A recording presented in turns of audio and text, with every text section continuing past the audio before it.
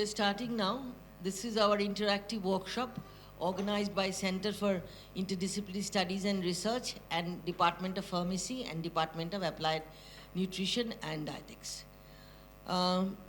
Actually, we need to thank two people before we start. One would be Reshmia, right? Remia. In a lecture where Remia was given on which drugs do not cause liver cancer?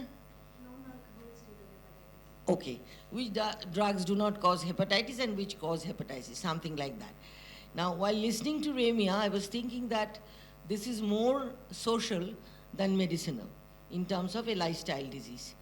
So maybe we can have a joint workshop or joint seminar with nutrition and drugs, because nutrition is important and drugs, of course. So pharmacy and nutrition.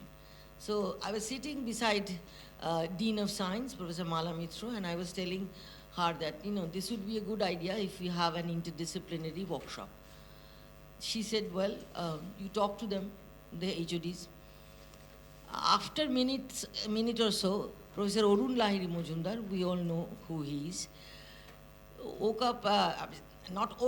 stood up and said very spontaneously, I think Social Science Center can think of doing something interdisciplinary with these two departments.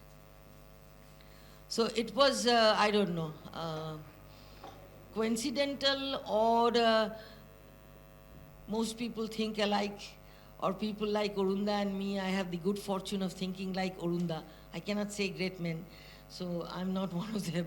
So Morunda and I had the similar thoughts, and this is the result of that thought, and then the process followed, that we are having a joint interactive workshop with pharmacy and with nutrition. So this is the history of it. So thank you, Orunda, and thank you, Remia.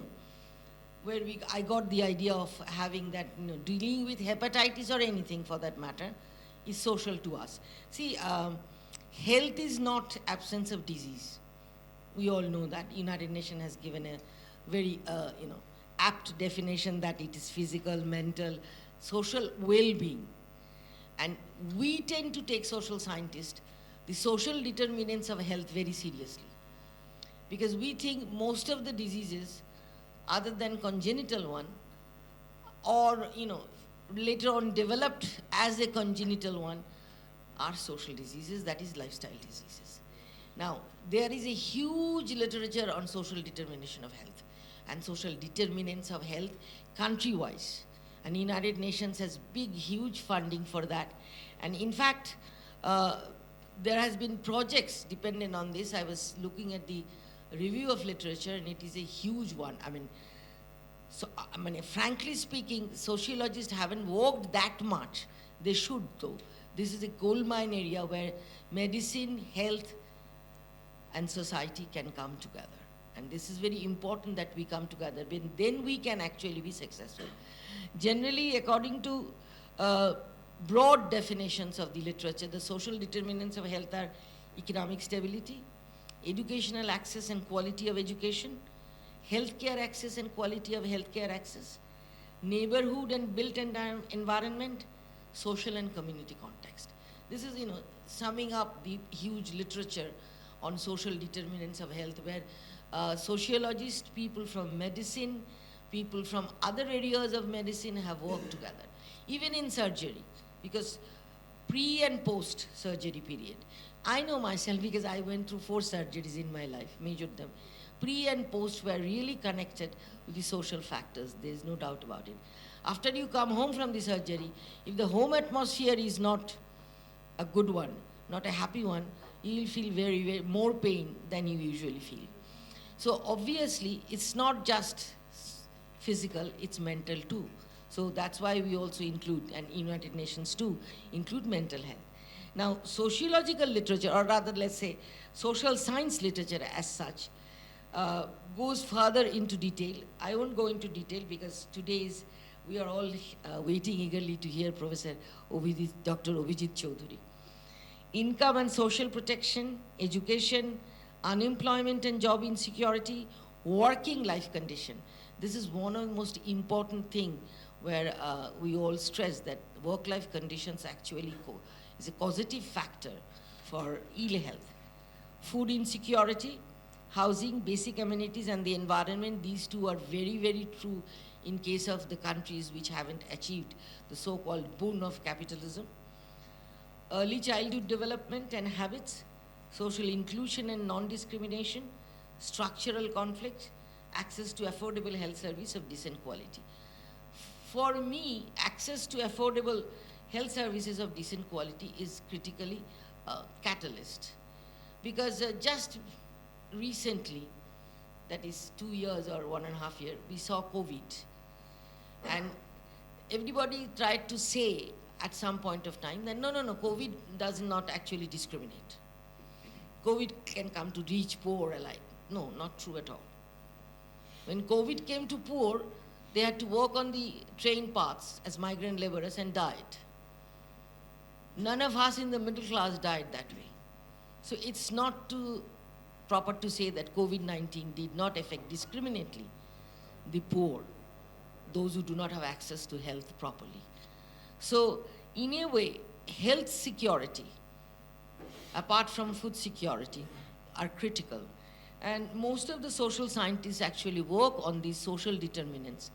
For example, let's say diabetes 2 is clearly declared as lifestyle disease.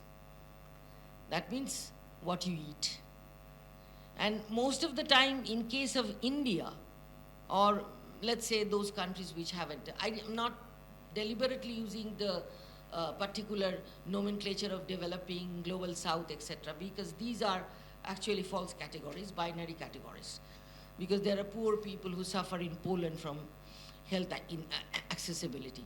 So I'm not going to say that binary positions, etc. In American, everybody suffers if you don't have a proper work station life in health insurance, because American health is in absolute commodity.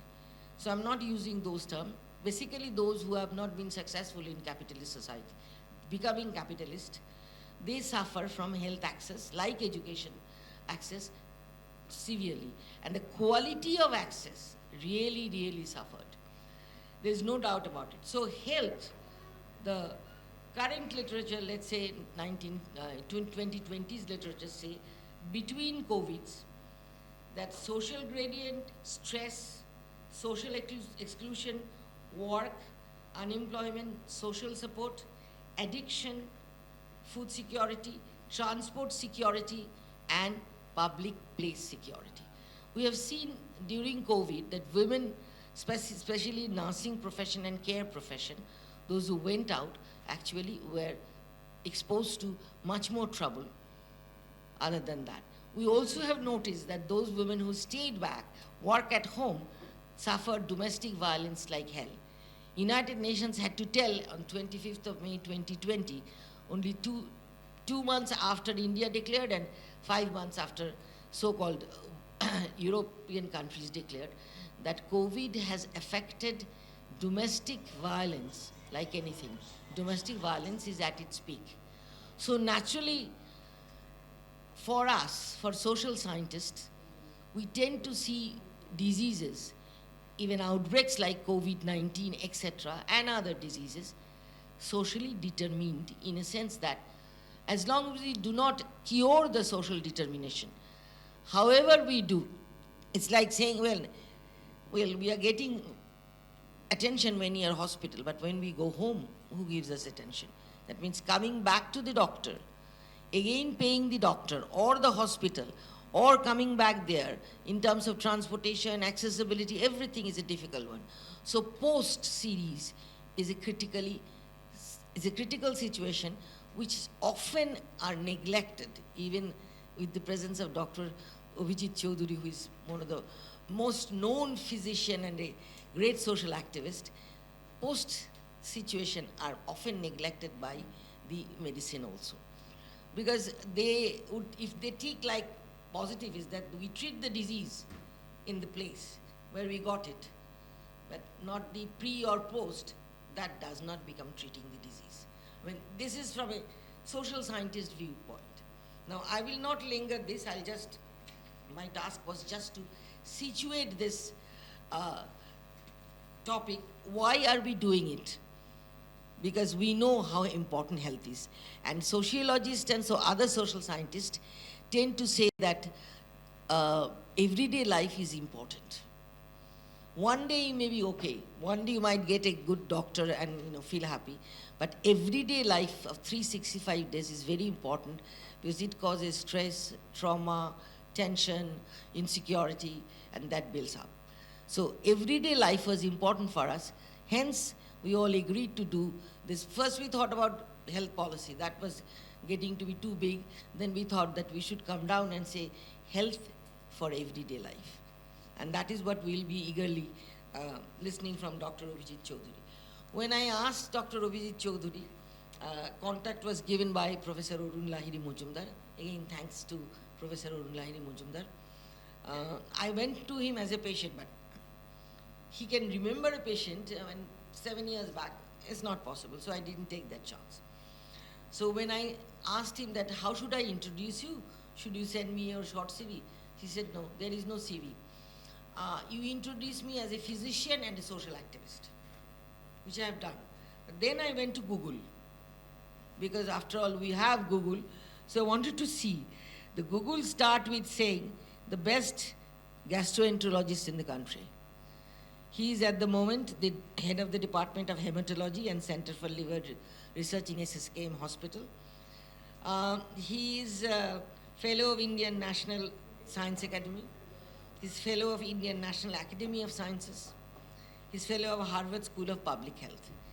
And I can go on that he has 70 publications, but I don't think those are necessary to say, because his name, whoever I told, was so familiar that I didn't have to go to him. He's right in a way. Please introduce me as a physician and social activist. So here is our most esteemed, one of the most esteemed physician and social activist too. Over to you. Should I go there or? Yeah, I find.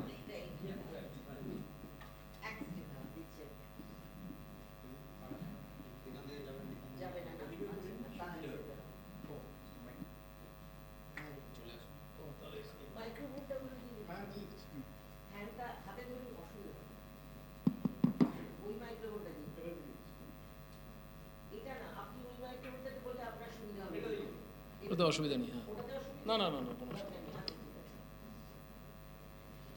Thank you. Very good afternoon to all of you. I'm grateful to Dhruboda, whom I know for decades, Orunda, of course, through many interactions, and I never knew that that he sings Rabindranath with that open heart. As I missed the opportunity, and then my colleagues told that you missed something. So this aspect of Orunda was absolutely known to me. I knew him as a great scientist in Bosch Institute at some point of time. But that brings him even, and in the context of today, what we are going to share today.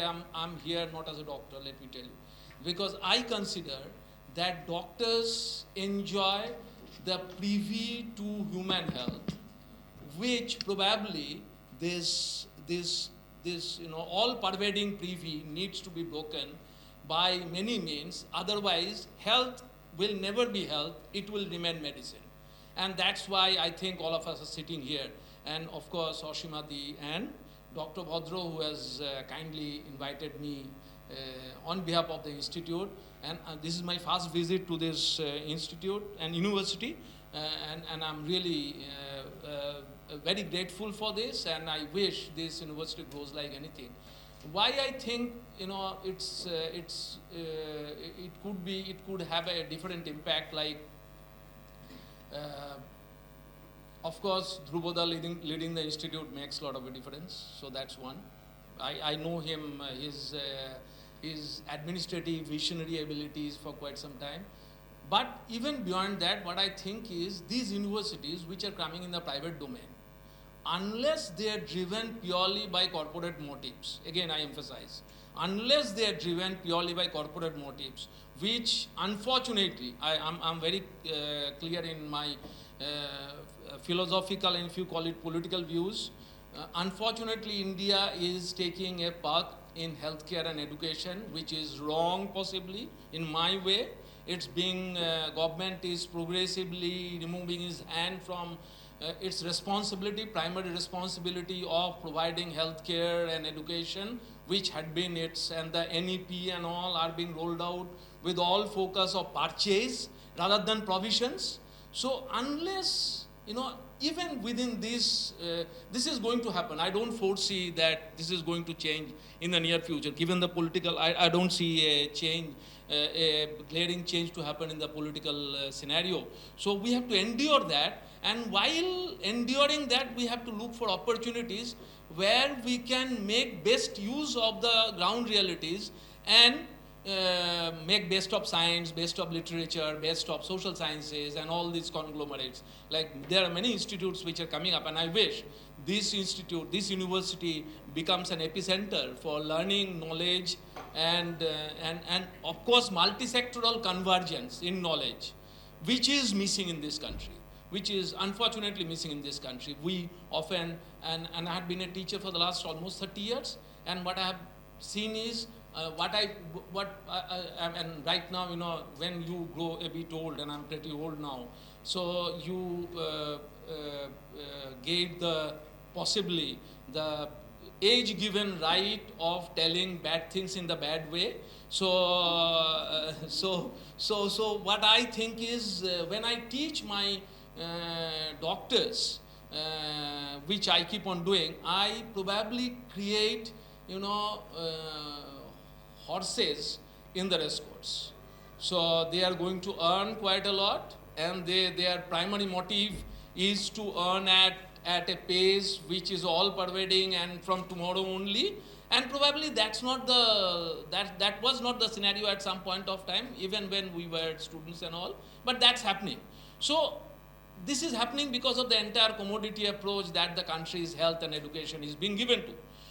In that scenario, I think people who are sitting here, particularly when we talk of social sciences in the context of healthcare, we need to think how social sciences only, and the culture of social sciences can give the much needed touch to healthcare and medicine in a small center of it, that we need to inculcate today. So when I was told, and in fact last evening also I had a discussion with Orunda, what I'm going to talk to. And Dr. Bhadro, I sent a small text, she told me that this could be. Then I thought that, let's share something loudly and put some of those questions which keeps on hitting me even today. And keeps on reverberating, making all of us think when I talk of social sciences. In fact, last week I was in a UN meeting. Somehow I got landed up there as called by WHO for reframing the Sustainable Development Goal targets. So what they had done is, they had declared some targets like 2030 targets, and this disease, this much reduction, this disease, this much reduction, this disease, that much reduction. 7 years to go, they are realizing, the UN is realizing that it's foolish to say that we are going to eliminate tuberculosis, we are going to eliminate malaria and all. And what attracted me were the best of there were the economy, sociologists and all. I'll come to the role of sociology and in healthcare soon. So the best thing that touched me, the health minister of Brazil was present. She's Lula's health minister, vice minister. And she came and told, 5 minutes was allotted to each, and we were just somehow there. And she came and told, while everybody was telling that tuberculosis is this, we have eliminated tuberculosis, including our health minister, that we have eliminated tuberculosis to this degree. She came and told that I am a minister of health, not a minister of sickness. I was full-hearted. This is what Lula means. And this is what only Lula's health minister can say. Unfortunately, we have made health sickness only. dealing with sickness only.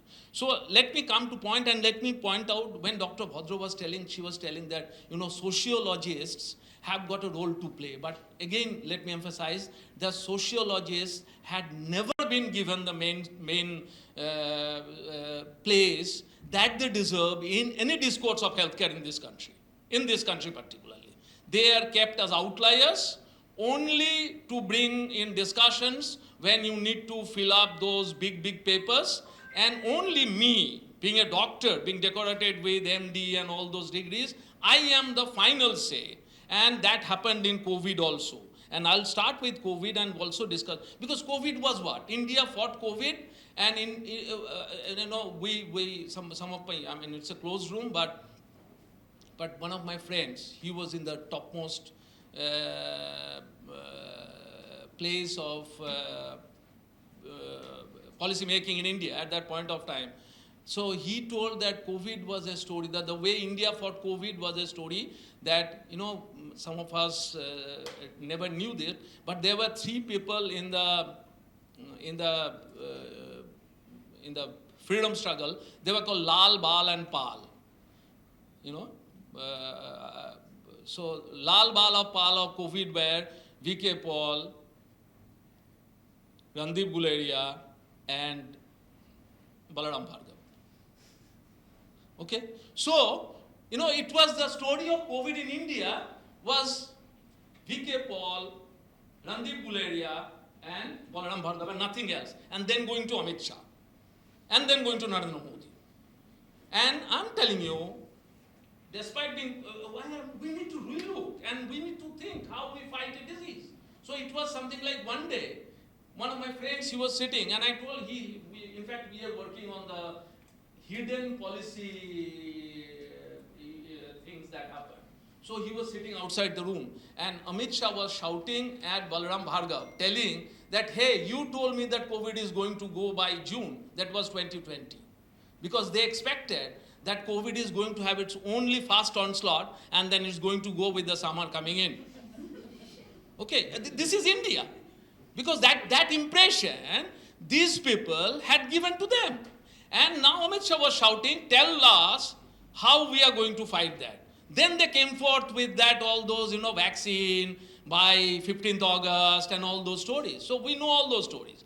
But the story is that healthcare in India is something like that comes from my head when I am in the policy making position. It's not based on evidence, it's not based on reasoning, it's not based on policy. We don't respect data, we don't respect science, we don't give any importance to what the global science says. And that's not only for India.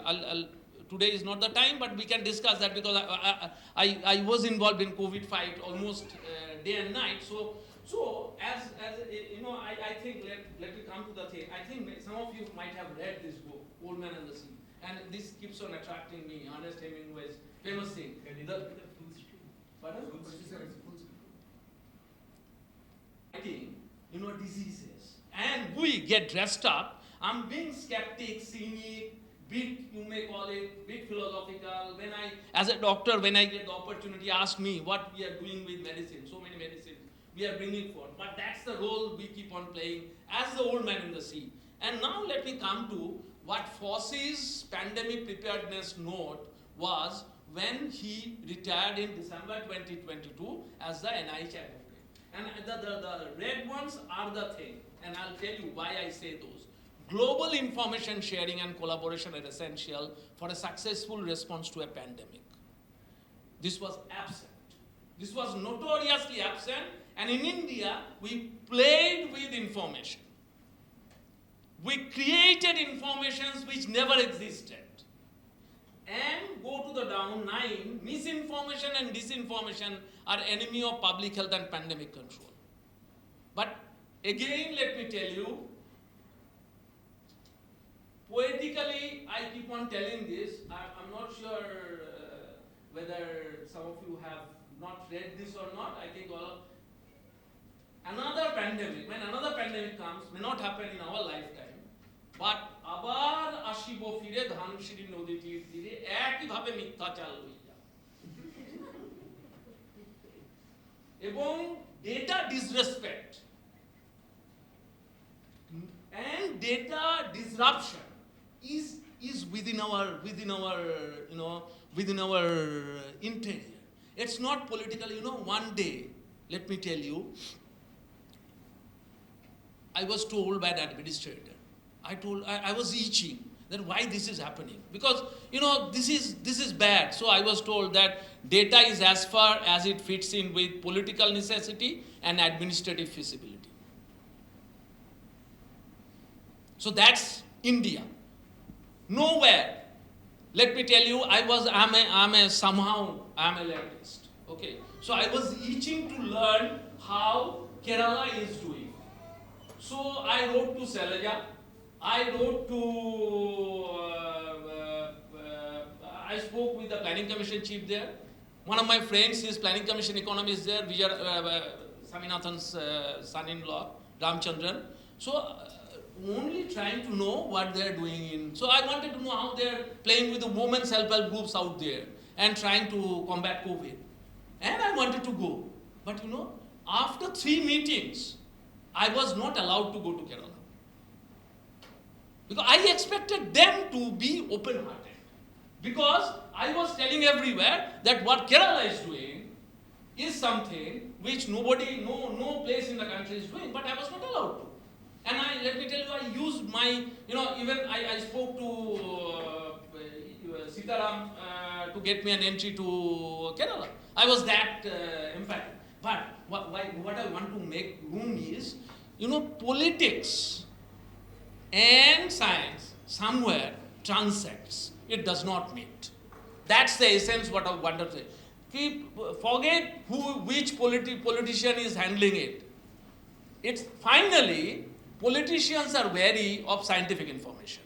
They will not, it's your responsibility to make the scientific information palatable to the politician's necessity. And use your astute ability to make him or her feel that what you are telling is for his or her political well-being. Otherwise, no science will ever prevail in the scientific domain. Second is years of investment in basic and clinical research. I'll tell you. This is the last portion that I'm going to do. That's necessary in our country, and we are not doing that. Long-standing systemic health and social inequities. Dr. Bhadra was mentioning about poor people's COVID and rich men's COVID. Let me tell you that poor people did well with COVID somehow in India. Or you can look at the other way also. You never bothered to look at the poor people's COVID. So that's the other way of looking at it. So, but to me, a gross scientific question, because I'm from a village, so I used to go to the villages during those COVID days also. I went to Arunachal Pradesh, worked with the tribal people, tried to see how they're handling with COVID, and my perception again, that poor were better off. I'm not sure why. There is a scientific basis of that. Maybe their intestinal microbiota or something like that is different. Maybe their immunity, basic immunity, immune factors, innate immunity particularly. Obviously, their innate immune response is different. So all these might have some reason to play why poor were handling COVID better, despite the fact that we don't see them in the hospitals of Calcutta or where they come to notice. But overall, poor did better and Africa did better than compared to rest of the world. If I consider Africa as a poor people's place. So why is this? We need to, that remains a very important question. So these are the pandemic preparedness is a big word right now. Everybody is talking of pandemic preparedness. But again, to me it looks like, we will use that, we will do a lot of research, but finally when pandemic comes, we will behave in the same way as we did with COVID. That's my fatalistic way of looking at it. I'll be happy to be proved wrong. And because I still remember at those period of time, I was looking for PCR machines to develop labs in different districts. I jumped on, Dhrubada probably also knows, and me and Dr. Partho Pratim Majumdar, we were talking to people. And it's interesting. Scientists, unfortunately, scientists were telling me that we can do if you give us RNA. We are not going to do it if you give us, gross samples. There were scientists who told that I don't have a VSL4 lab. I'm not going to do tasting. So what's the role of my science? If I don't do science, when the necessity for science comes. So all these questions keep on bugging me and many of the things. So this is the other part of the story. That, the other world keeps on presenting before us. The glaring, successful story of development of a COVID vaccine. Our country's claim is also we made a thing. But this is, Fossey's slides. I took it from one of his thing. So this was how COVID vaccine was, mRNA vaccine was prepared. And we know these phases, and I thought of presenting this. So these are we need to do science in the right way. These are the remarkable papers through which this year's Nobel has been given. Okay, it did not come in 1 year, and let me tell you the story is also very interesting. These two people who have been given Nobel developed and the technology was started off from a paper in 1992 Science, and then it was kept like that. And then they took it, and then they converted that into a sort of medical bullet. So that, changing pseudo-uridine as one of the changes. And then, finally, the last one that the Nobel Committee at least mentions is the incorporation of pseudo-uridine and that paper. Okay. So my question is very simple. We often think that they had got it because of a one-time discovery of a vaccine. It's not. Science, again, is a long walk. I'll come to further. And then these two phases. Carrico and Weizmann got the Nobel Prize. But the question is, okay, they had developed an mRNA vaccine. But how many people in the world could get the vaccine? I didn't get mRNA vaccine. And see the red area, entire Africa. The access to vaccine was less than 20%. And see, the greater than 70% was how much of the world population. And we keep on talking of a single global order. We keep on talking of what Dr. Bhadra was talking of, access and equity. So vaccine was one of the classical examples of inequity and non-access. So I'll talk of two other persons. So for me, I'm not that negative science activist who says that vaccine did not do anything. I still believe that vaccine gave us a lot of things. But I need to know the answer as to how Africa survived without getting the vaccine. Large part of Africa survived without getting the vaccine. So there must be some other factor which we need to know. And the question of vaccine nationalism, vaccine inequity, vaccine access, and all this, then why the science is meant for? Social science has to provide us all these issues. And that's why the Sustainable Development Goals, unfortunately, the entire, what happens with all of us is we are trained in, those who are doing PhD right now will go to US universities for doing postdocs. We get trained in very tubular, singular way of looking at science, and then start telling that this is the only way to global science. And as if the weapon that is in my hand, if I touch that, then the globe is going to, that's going to bring money for the companies. But that's not going to give good life for most of the people of the world. So for bringing good life to most of the people of the world, we need to, have a better blend of all these aspects which Dr. Bhadra was mentioning. That is, the issues like this needs to be, and I believe these institutes which are newly framing could have these intersectoral tight convergences. Not because we are supposed to do it, that's why we're doing it. Tight crosstalk, very intimate crosstalks. between how these issues can come up, and you will have a team which will inculcate this. And I don't see in Calcutta or in our country there are many groups which are doing this variety of convergences. Now another thing, and this is yeah. Please go back to the previous slide. What is the basis of this African immunity? Purunda, I yet don't know, and let me tell you that I was at that point. Me and Partho Majumdar, at that point we had applied for a grant. We were not granted. We were looking for innate immune response, and I have a strong belief innate immune response, gut microbial flora will have lot to play, because finally whatever comes to you, and viruses are very much inflammation derived from viruses are very much modulated by your gut microbiota, and inflammation emanating from the gut immune system.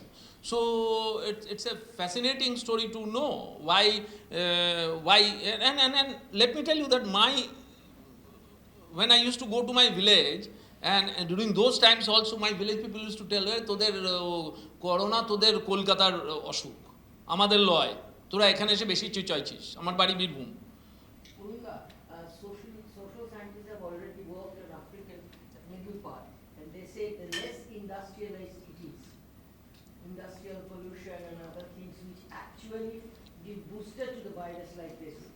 But that is a social explanation. But they are saying that that is the reason. Into something which is This is a big scientific question. like in India, there are several sectors where this immunity is more than the one that you have seen. So, is there any scanning done so far? No, normally, majority of the information are going for the innate immunity. Right. However, it has been found that innate immunity responses. So that these are the parts where we have seen. So that's why I think you were mentioning that Yes. there is a correlation with innate immunity. So innate immunity plays a very important role actually.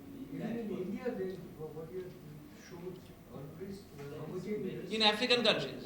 No, I'm talking about India. Yeah. In India, India is 40 to 50% vaccinated. 40% vaccinated. No, but what happened to the rest 60% when the vaccination didn't go, and yet there were differential kind of effect of COVID. Say, let's take the particularly northeast, which is one of the most difficult part. They did better than They did better than, much better.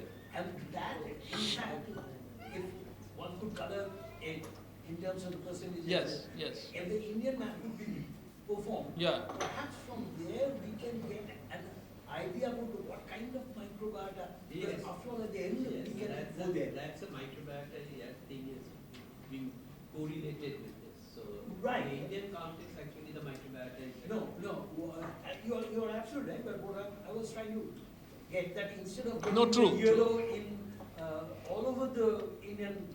This part, is a WHO map, This so is the WHO yeah. map. If we could have a reconstructed map for India alone, Right. and get the distribution very done. different then. It's going to be very different. You know, the problem of COVID, I'll tell you, is nobody wants to talk of COVID now. Nobody. I'll tell you next how unfortunate we have. In fact, we have erected. I'll show you. I'll come to that. And COVID is just, everybody has closed their eyes on COVID. And again, I was telling the officer who is dealing with dengue that you are going to get another onslaught next year. Because we are happy with all these birds coming on and burning us. But we really don't learn. And there is nothing called preparedness in our country. We are firefighters. Fire will come, we will put water into it, and then we will be happy for the next year. And again it will come. So all this, and unfortunately all this, even if I know that scientific question remain in papers only. It does not get into policy translation. Which policymaker is going to listen to your story? They will finally conclude whatever strikes their minds. And let me tell you, I'm telling this out of a lot of frustration, having worked with policymakers. Indian politicians are one of the most dumb-headed individuals. I don't know, whatever political belief they have got, whatever reasoning, they will talk of, মাঝে মাঝে এদের দেখি বিজ্ঞান চেতনা, বিজ্ঞান আন্দোলন, অমুক তুমুক ইত্যাদি প্রচুর বড় বড় কথা শুনি। তারপরে যখন সেটা রিয়েল লাইফের প্রশ্ন আসে, তখন ওসব চেতনা ফেতনা কিচ্ছু থাকে না। তখন সব হচ্ছে অবচেতনে কোথায় হারিয়ে যায়, তার কোনো ঠিক ঠিকানা থাকে না। মানে এটা একটা দুঃখের কথা, এরকমভাবে বলছি। I have got a completely different question. Say when Boss's thing you were showing, the success story of mRNA-based vaccine was completely shattered in the US. Absolutely. Because they have to withdraw the mRNA vaccine. Yeah. Failure of mRNA vaccine is absolutely been accepted right now. Because the Pfizer has to get actually all the materials out of it. So this particular mRNA vaccine, based on which this particular Nobel Prize also given. Now, if you look back to United States, that's a failure story of mRNA vaccine. No, that's it. মানে আমি জানেন, I'm now working on somehow, I'm trying to know the history of oral rehydration, SNDA and all this. I'll tell you. So I was reading, Shambhude, in one of his lectures, he's telling that we got out of cholera. I don't deny the role of oral rehydration, but we got out of cholera because classical Vibrio has left us and has been replaced by Eltor. This was what Somunath De is telling in 1973. And now, I just try to imagine and think that COVID, we are happy with COVID because COVID has left us through mutations. Omicron is. Yes, COVID was, so much weary and tired of eating our blood and flesh that at some point it decided that enough is enough, leave the humanity intact. So it's too much polemics, but it's very much doable. I don't think a vaccine which gives you protection for 6 months is going to get you through such a pandemic which has engulfed, and then why Africa survived? So that vaccine probably gave us some short-lasting capability. Short-lasting capability of fighting it. It tried to help us, putting down the flame, but that it had done everything is probably too much of a reductionist science, which we need to move on. Next is, this is what access. These are some of our own works. During the time we were taking vaccines to those areas, we thought that vaccine available to Calcutta people is not. So we developed a vaccine access initiative, Liver Foundation and COVID Care Network, and we used to go to Darjeeling, tea garden areas, Purulia, Bankura, initial phases. And I used to go, and that's one of in Bankura. So we went to those, Rani Bandh forest areas and gave vaccine to the people. So the issue is, again, the question of access. Availability of a tool in science does not give anything more than a terrace garden for country's people. It's when it is available and then only then it is now the question of death. And that's what I was telling. This is one of the most controversial areas. These are the estimated deaths and the reported deaths per million. And as you can see, the disproportion between estimated death and the reported death are the maximum in the African region, Eastern Mediterranean region, and Southeast Asia region. This is WHO data again. So that's our data system. We are very happy in suppressing our data. How do you calculate the estimated death? Pardon? Estimated death is based on projections, mathematical projections. Okay, there were a couple of papers, one in Nature, one in Science, one in PNAS and all, and these are pooled data based on that. So now the question is interesting, very interesting. Whenever the question of COVID death used to come, then we in COVID Care Network, we are very intrigued by the fact that we are playing with these data disrespect. That's what I'm telling. And so what we did is we started off a entity called National COVID Memorial. This is still there. And this is a web-based memorial where and this was started off, we used to tell people who have lost their closest kin, because I still consider that, we did tremendous injustice to them who left us during COVID. We deprived them of the basic right of having the tears over the chest. So, it was emotional, it was out of a social responsibility. Now, initially there was response, countrywide response. But then after 500 insertion, if you go to this is www.nationalcovidmemorial.in, why I'm telling this is India, and we need to know all this, and we are still pulling this on. Then there was not much of insertion. People are in denial. Nobody wants to open up. Even the closest of the people who have lost their everything don't want to hear the story and put the story. I've spoken to many people and they don't want it. In fact, BBC and a lot of coverage was given to this. We gave right to information to each of the states, telling that this will be a national repository. And I was a signatory to the right to information. Let me tell you, only one state government had answered to the right to information. And that's the Goa Daman Diu government. No state government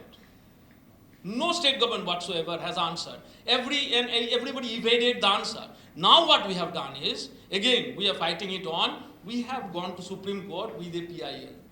And it's right to commemorate PIL. It's waiting for hearing. So our only appeal to the national government is, we have erected a national COVID memorial. Give us the names of those people whom we lost. We want that people whose relatives can come back and at least, light a candle on the day they lost that person. So the issue is, the government, the policymakers don't want to open the door. Every government, Kerala government did not answer, West Bengal government did not answer. Neither Jogiji's famous government answered.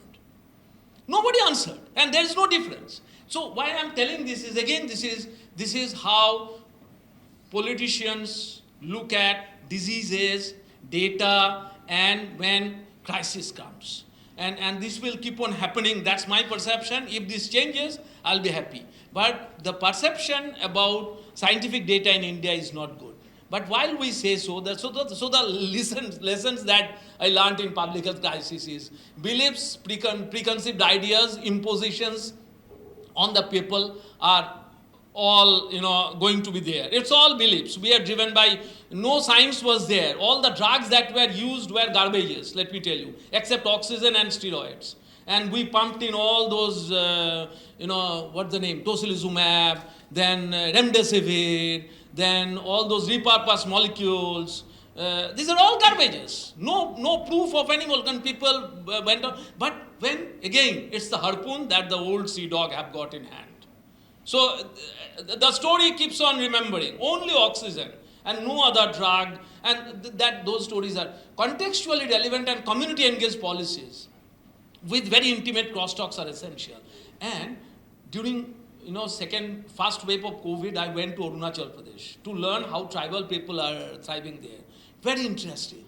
They had their own way of guarding their societies, starting from the smallpox days.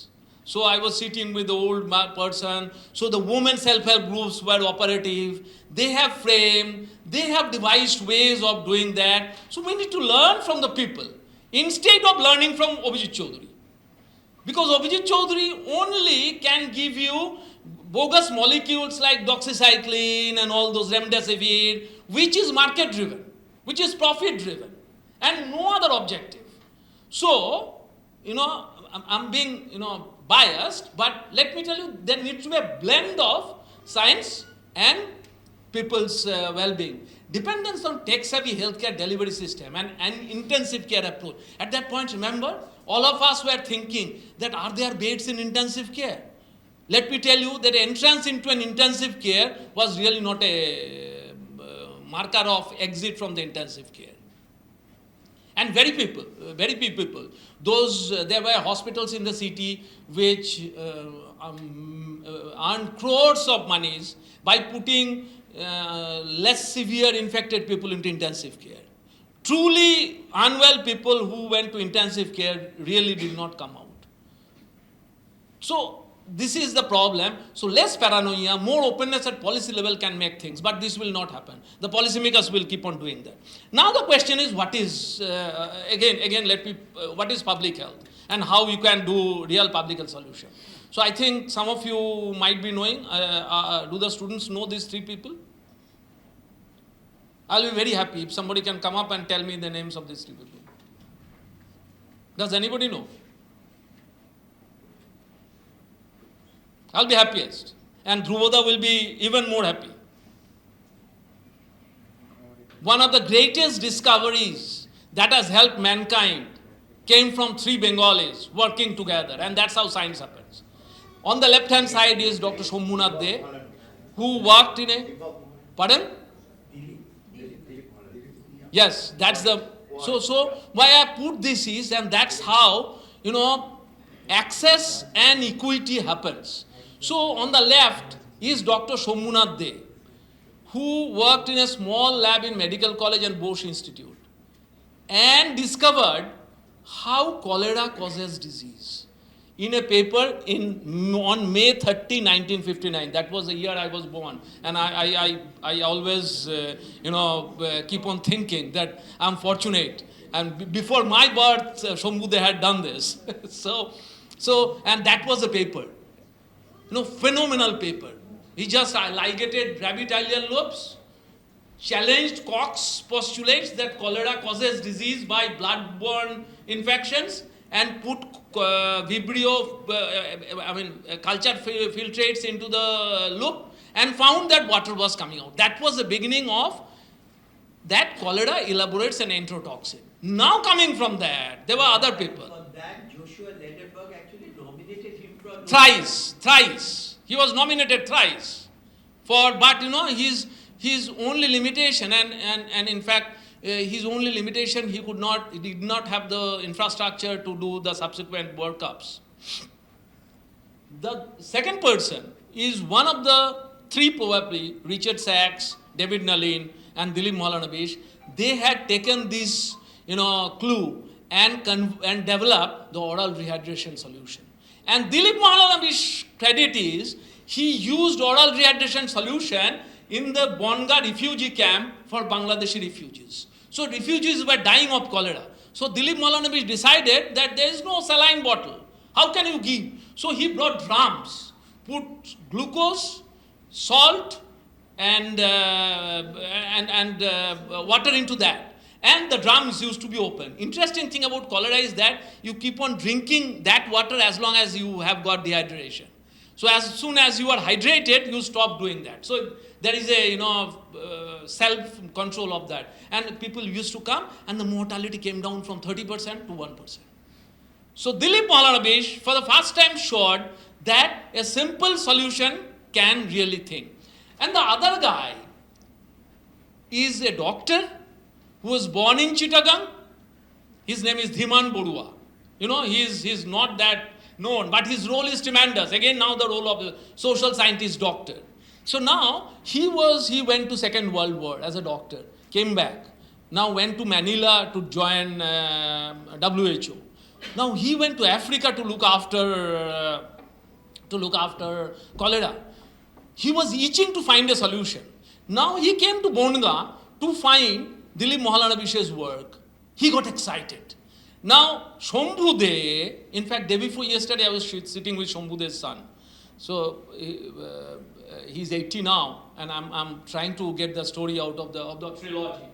So Shambhu De, Dilip Maulanabish, he was a student of Shambhu De, and Dhiman Borua, they sat together and decided that we have to make it a policy. How can that make a policy? This is a very fascinating story. So Dhiman Borua was in Geneva by that time. So Dhiman Borua's car ran into David Hubbard Mahlar, was a DG of WHO at that point of time. So they met. He was not getting an opportunity to talk to the DG of WHO. Now Dhiman Borua now came and told that, I have got an idea. Can I share that with you? He told, come. So then they shared Dhiman Borua shared the story of Dilip Maulanabish's success, Shambhunath De's research, and telling, and Americans were hell-bent to prevent this. They were telling that this solution is going to kill because it causes hypernatremia, it increases sodium. But Dhimam Borua was equally emphatic. বাঙালের বাচ্চা একদম নামাতে পারে, তারপরে চিটাগাং, প্রীতিলতা ওয়াদ্দেদার, সূর্য সেন, এই যে শুরু হলো CDD, এবং তারপরে they went on all through the world telling the story of oral rehydration salt. Why I'm telling this? Now, you know, the cost of one life saved was 11 paise at that point. It's no less than the mRNA vaccine. The mRNA vaccine, yes, they didn't get the Nobel. Fine. I'm not telling that not getting a Nobel is a disgrace. But this is what you talk of access to people and affordability. You have got a solution, a public health solution, which now a housewife who is uneducated, who is in the village, can do this. And that's what came from us. This can come from SNU. You have to use your innovation. The problem with us is we are tuned by American thoughts, which teaches us in a way that how much money is going to come up for your research. Everything is in funding. And in India also, unfortunately, right now, His Highness, I call him His Highness, is telling in National Science Congress that I am not interested in papers, I want products. So what is product? This is a product. This has come from those papers, those science.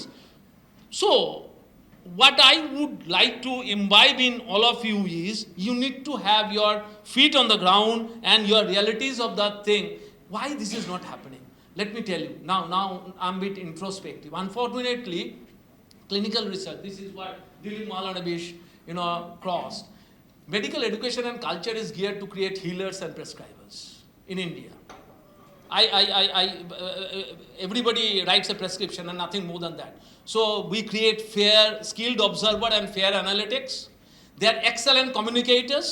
খুব সুন্দর একটা টাই পরে এসে ডাক্তারবাবু এসে আবির্ভূত হবেন, একটু ঘান নাচাবেন যিনি বাইরের দেশ থেকে ঘুরে এসছেন, এবং খুব সুললিত কণ্ঠে তিনি বলবেন আপনার রোগটা কত গুরুতর এবং তিনি কত চেষ্টা করছেন আপনার বাড়ির লোককে বাঁচানোর জন্য।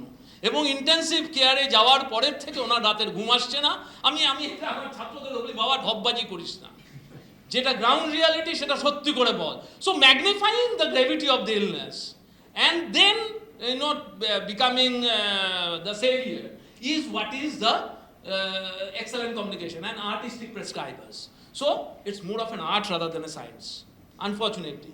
So এই রিসার্চটা আমি অভিজিৎ ব্যানার্জি, জিষ্ণু দাস and all আমরা করেছি ইন্ডিয়াতে। So what we studied is, I work on informal healthcare providers, I still consider the informal healthcare providers of the country a big source of the country's rural healthcare, and they are যাদের আমরা quack বলে ব্যঙ্গ করি, তো ওরা আছে বলেই ভারতবর্ষের গ্রামগুলো আছে, ওরা না থাকলে ভারতবর্ষের গ্রাম থাকতো না।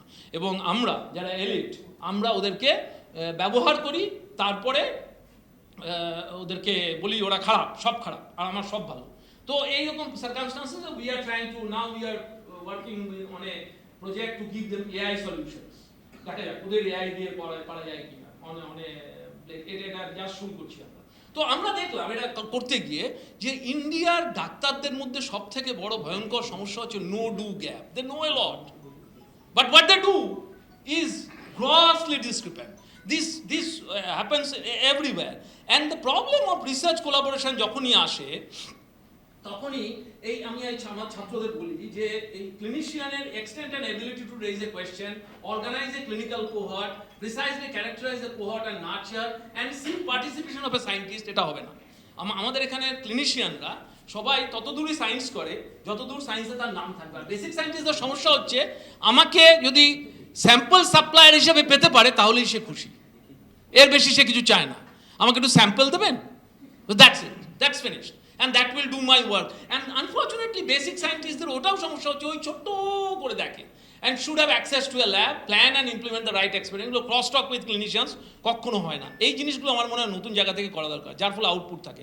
সো এই কোলাবোরেটিভ রিসার্চটা ভীষণ টিল্টেড হয় এবং সেটা হয়ে ওঠে না।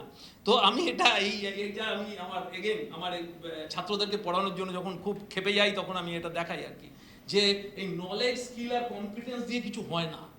আমি এখন বুঝতে শিখেছি আফটার লং ড্রন, যেটা সব থেকে ইন্টেলিজেন্ট, শার্প, হায়ার সেকেন্ডারিতে খুব ভালো নম্বর পেয়েছে, সে সব থেকে খারাপ ডাক্তার তৈরি হয়। এটা আমার খুব খারাপ অভিজ্ঞতা।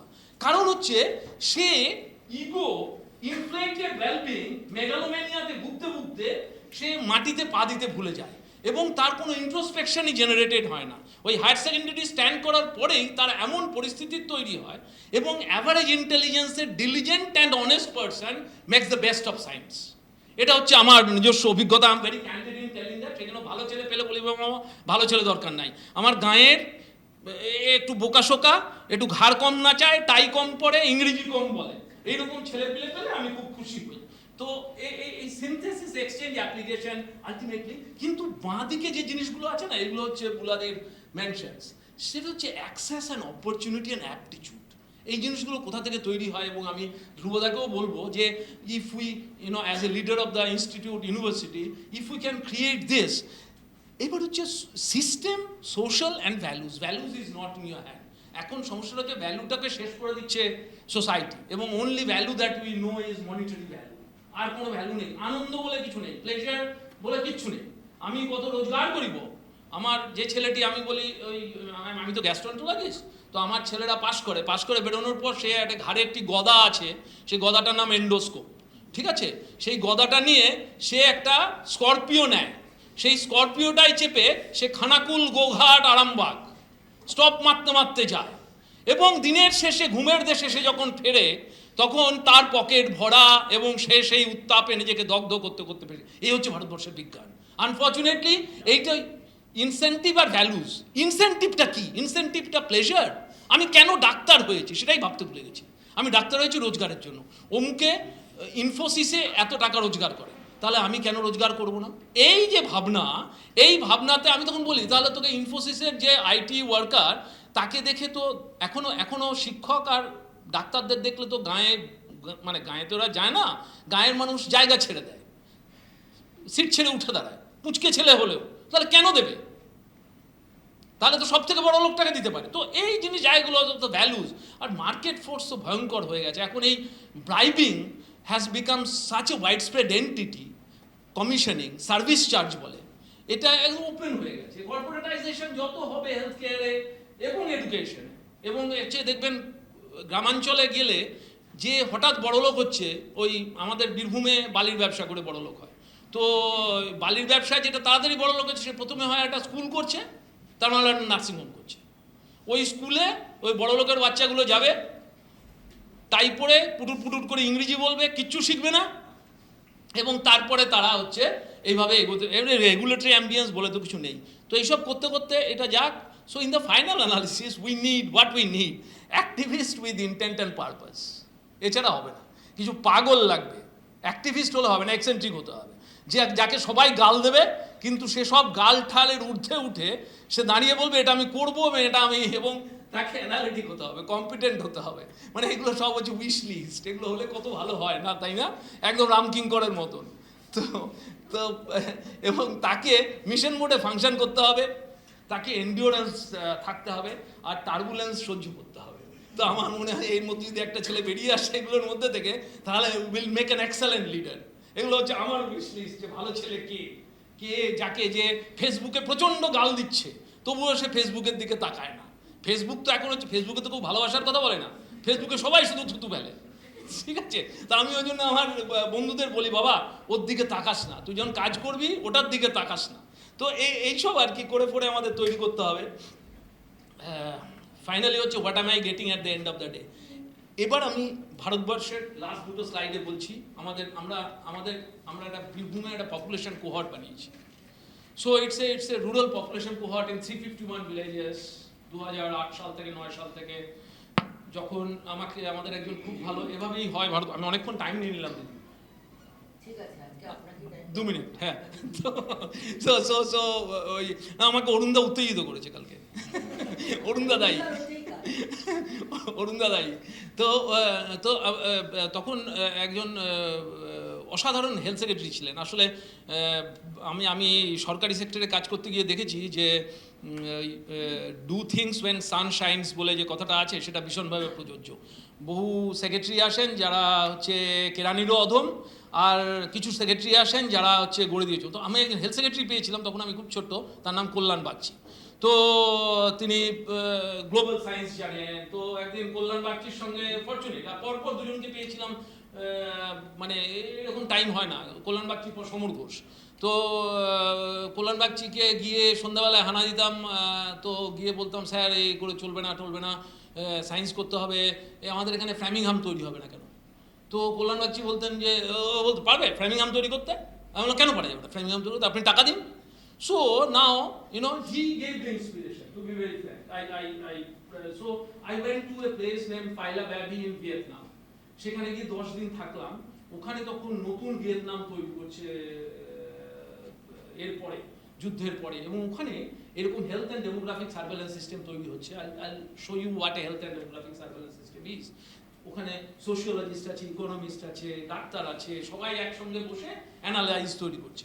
তারপরে এসে আমরা government of West Bengal department of হেলথের সাপোর্ট নিয়ে বীরভূম পপুলেশন প্রজেক্ট তৈরি করি। সো 2008 সাল থেকে ওটা চলছে। আমাদের 60 জন কর্মী আছে। আমরা প্রতি বছর একটা করে সেন্সাস করি। So we bring out socio economic data, তাদের মোর্টালিটি ডেটা, মরবিডিটি ডেটা, আবার ফোকাস ডেটা। যেমন আমি আমার লিভার ডিজিজের নানান রিসার্চ ওখানে করি, আবার কেউ এসে ওখানে নন কমিউনিকেবল ডিজিজের অন্যান্য স্টাডি করে, এইভাবে চলছে। তো এটা আমি কেন দেখাচ্ছি, এটা খুব ইন্টারেস্টিং। আমি আমার কলিগদের বললাম, আমি ওটা প্রজেক্ট ডিরেক্টর, উইকেন্ডে আমি ওখানে যাই। আমি বললাম ভাই খুঁজে বার করতো যে 2009 সাল থেকে 2017 সাল পর্যন্ত আমাদের তো অ্যাসেট আছে প্রত্যেকের, কতজনের motor bike riding, mobile use আর অ্যালকোহল ইউসেজ কি হয়েছে। So this is the curve of that. So just see the mobile usage কোথায় পৌঁছে গেছে, দ্য মোটর এটা হচ্ছে অ্যালকোহল ইউজ কিভাবে বাড়ছে, আর এটা হচ্ছে mobile usage, motor bike usage. গ্রামগুলো এই তিনটের প্রকোপে এখন একটা অদ্ভুত ডিজিজ সিনারিও হচ্ছে। এবং বীরভূম পপুলেশন প্রজেক্টে আগে মারা যেত লোকে ম্যালেরিয়া, টিউবারকুলোসিস, ইনফেকশাস ডিজিজে, এখন তারা মারা যাচ্ছে না, এনসিডিতে মারা যাচ্ছে, নন কমিউনিকেবল ডিজিজে মারা যাচ্ছে। And this three are the most important determinants. এবার হচ্ছে আমরা যেটা করছি, আমি সেটা দেখাচ্ছি। এবার আমাদের কর্মীরা নিউট্রিশন মাপছে, ওরা 24 আওয়ার্স ডায়েটারি রিকল গিয়ে সব হচ্ছে আমাদের মেয়েগুলো, তারা গিয়ে ওজন করে করে খাওয়ার আগে প্রত্যেকের নিউট্রিশন মাপে। তো বীরভূম পপুলেশন প্রজেক্টের লেআউট হচ্ছে এটা, এইভাবেই আমরা তৈরি করেছিলাম প্রথম থেকে। So this is what is going on, and so what it is it's a geographically defined cohort in Birbhum. Longitudinally followed up হচ্ছে 2018 সাল থেকে। আমাদের অনেক পাবলিকেশনও হয়েছে এবং এখানে অনেকেই অন্যান্যরা কাজ করেছে। War population, demography and dynamics. আমার গোটা সত্যি কথা বলছি, একটি ছেলেকে আমি পেয়েছিলাম IIPS থেকে PhD করা, ও এখন চলে গেছে, অসাধারণ ছেলে। তো ওটা ডেমোগ্রাফি অ্যান্ড অল দিস করে, at the same time we have got IDSK অচিন, এরা গিয়ে কাজ করেছে। Biological determinants and natural history of disease আমরা স্টাডি করি। ওখানে আমরা ইন্টারভেনশনও করি। ইন্টারভেনশন করে, ধরো একটা ছোট্ট পপুলেশনে ইন্টারভেনশন করে আমরা ওখানে দেখলাম। অভিজিৎ এখানে কাজ করেছে, হ্যাঁ এখানে, ইয়েস আমাদের। সো এইটাকে আমরা এখনো মেনটেন করে যাচ্ছি। এখন হচ্ছে যে সমস্যা হচ্ছে, এই কাজ করতে গিয়ে না, ওই একটি ছেলে, যে ছেলেটি ছিল একদিন IIPS এর, ও চলে গেল মানে কি, ওদেরও তো ওই বীরভূমে গিয়ে সারা জীবন কাটাবে, পুঁচকে ছেলেগুলো, ওদেরও তো ওই ইনসেন্টিভটা খুব হয়ে যায়। তারপর ছেলে মেয়েগুলোর বিয়ে হয়ে যায়, তো আর বিয়ে হয়ে গেলেই তখন আরেকজনের প্রায়োরিটি এসে পড়ে, স্বাভাবিক সেটা। হ্যাঁ, বিয়ে হয়ে গেলেই তখন হয় মেয়েটির হাজব্যান্ড অথবা ছেলেটির বউ, সে এসে বলে এই গানে পড়ে থাকবে কেন, ঠিক আছে। তো ওই আরো ছেলে খুঁজে বেড়াচ্ছি আর কি। তো আমার মূল বক্তব্য হচ্ছে, আমি এটা আমার লাস্ট স্লাইড, আমার মূল বক্তব্য হচ্ছে, আমরা যখন হেলথ সলিউশন খুঁজব, জনস্বাস্থ্য শব্দটা আমার ভালো লাগে না, আমি লোকস্বাস্থ্য শব্দটাকে পছন্দ করি। কেন জানি না, আমার মনে হয় যে জনস্বাস্থ্য শব্দটা অতি ব্যবহারে ক্লিশে হয়ে গেছে, ওই দিতে হবে করতে হবে মতন হয়ে গেছে। তো লোকস্বাস্থ্যের কথা যখন আমরা ভাববো, তখন আমাকে কালচার, কাস্টমস, কনটেক্সটের নেসেসিটি, লাইফস্টাইল, এইগুলোকে বুঝতে হবে। আর তা না হলে আমি ল্যাবরেটরিতে বসে একটি মেরি বাবা মেরি বাবা মেরি বাবা করে যদি গান গাইতে শুরু করি, আমি একটি বিরাট আবিষ্কার করিয়াছি, এই আবিষ্কারে সারা ভারত ধ্বনিত হইবে, নাচিবে, তাহলে কিন্তু আমার দেশের মানুষের কোনো কল্যাণ হবে না। ওই পুরস্কার জুটতে পারে, কিন্তু এন্ড অফ দ্য ডে যখন আমরা ভাববো যে what I have done, what I have achieved in my life, or what I have contributed in my life, আমার মনে হয় একটা শূন্যতা থেকে যাবে। মানে আলটিমেটলি তো it's a pursuit of pleasure হওয়া উচিত বিজ্ঞান। বিজ্ঞান যদি পারসুট অফ প্লেজার না হয় এবং সেটা যদি দেশের মানুষের কাজে না আসে, এবং সেটা একমাত্র হতে পারে যদি ওই দিদি যেখান থেকে শুরু করেছিলেন যে সোশিওলজিস্টস, সোশ্যাল সায়েন্টিস্ট আর বিজ্ঞানীরা যদি পাশাপাশি থেকে কাজ করে, যেটা ভারতবর্ষের বিজ্ঞানীরা এলিট প্রজাতির প্রাণী, আমরা সোশিওলজিস্টদের খুব একটা পাত্তা দিতে পছন্দ করি না, সেটা যদি করতে পারি এবং সেটা প্রথমে ঘেঁটি ধরে করাতে হবে, তারপরে সেটা চলতে শুরু করবে, সেই ঘেঁটি ধরে করানোটার কাজ যদি ধ্রুবদা এসএনএমতে শুরু করতে পারে, I will be very happy. Thank you all for your patient hearing and this opportunity. Thank you.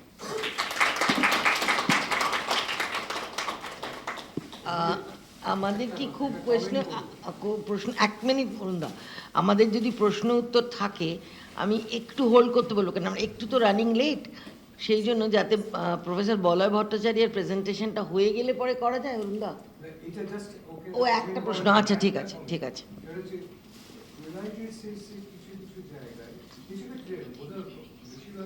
তুমি ধ্রুবকে দাও না, ধ্রুব আছে এর দরকার, এটা তুমি দিয়ে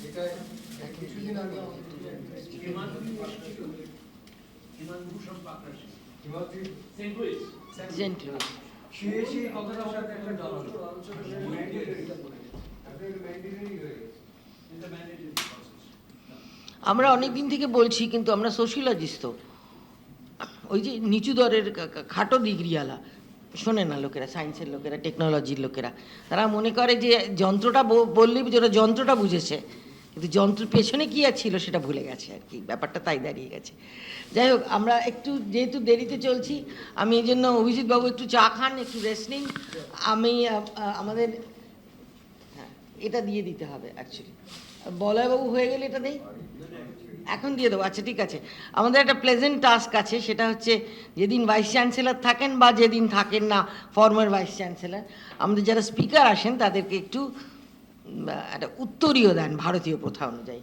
তো আমি প্রফেসর ডক্টর চৌধুরী এবং প্রফেসর দুবেকে একটু রিকোয়েস্ট করব যে ভাইস চ্যান্সেলরের কাছে একটু যেতে, যাতে উনি দিতে পারেন।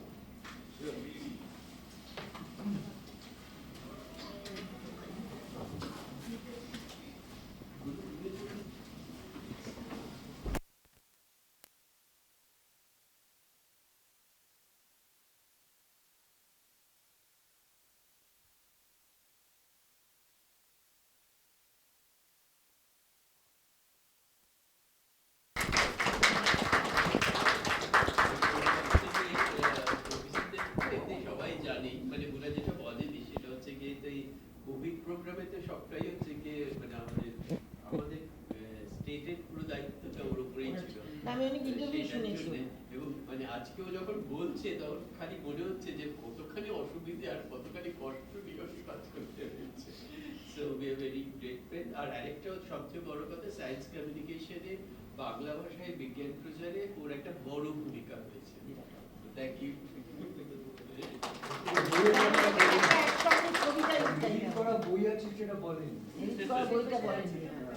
দাঁড়ান একটু, আমরা একসঙ্গে একটা ছবি পাই, দুজন স্পিকার এবং ভাইস চ্যান্সেলর।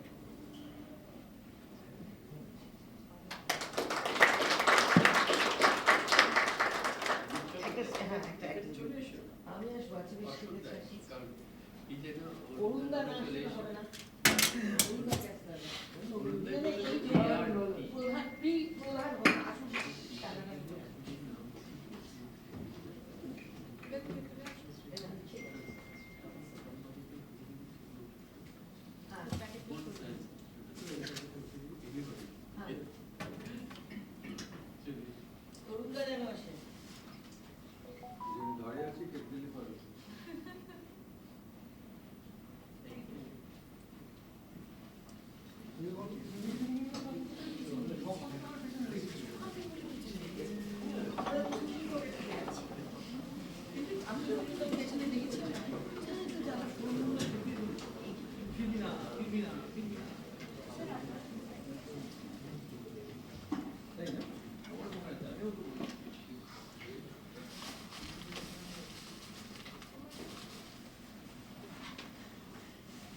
আমরা তাহলে আমাদের রিসোর্সে একটু যাই, এসএনইউ রিসোর্সে। Our professor and head, Professor Boloy Bhattacharya, who is a product of Jadavpur University as such, and he has been teaching in different universities of India under Macau, different colleges, Osmania University, Hyderabad, Kakatiya, Warangal, JNU, that means JNTU, Jawaharlal Nehru Technological University, and he is considered faculty both in Hyderabad and Osmania. He has also attained Best Deliberation Award in AICT-sponsored Quality Improvement Program at the Department of Pharmaceutical Technology, Jadavpur University, Kolkata in 2012. He evaluates PhD theses from all over India, and he has attended a huge number of seminars. He has a huge number of publications, which will take a long time. So lastly, he is also serving a basic medical scientist in the Human Ethics Committee of the Institute of Reproductive Medicine, Kolkata. This impressed me most because, Professor Boloy Bhattacharya is a very soft-spoken and never asserts himself that way. But he is otherwise a treasure to explore, actually. I realized this when I worked with him for this interactive workshop. He's also a member of the Ethics Committee for Biomedical and Health Research at SNE. Thank you, sir, for agreeing. Please do come. আপনাকে একটুখানি পাশেরটাতে সরে যেতে হবে, ওইখানেই ওনার PPT.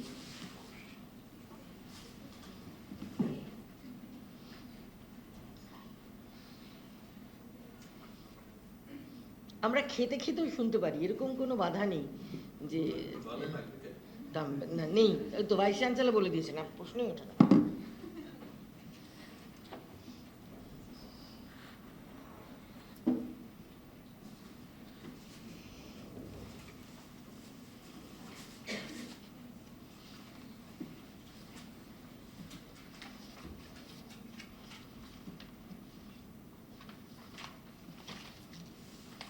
Very good afternoon to Honorable Vice Chancellor, Professor Dhurjyoti Chattopadhyay sir, Professor Dr. Bhadro, and our distinguished guest, Professor Dr. Chaudhary, Professor Dr. Abhijit Chaudhary sir, Professor Dr. Monumita Dumbe, Professor Arun Lairi sir, and all other extinguished delegates, deans, directors, emeritus professors, extinguished faculty members, and dear students.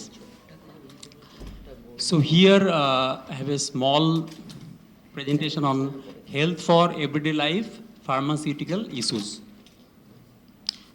I have tried to make it in a simplified form. At first, I should mention what is actually drug.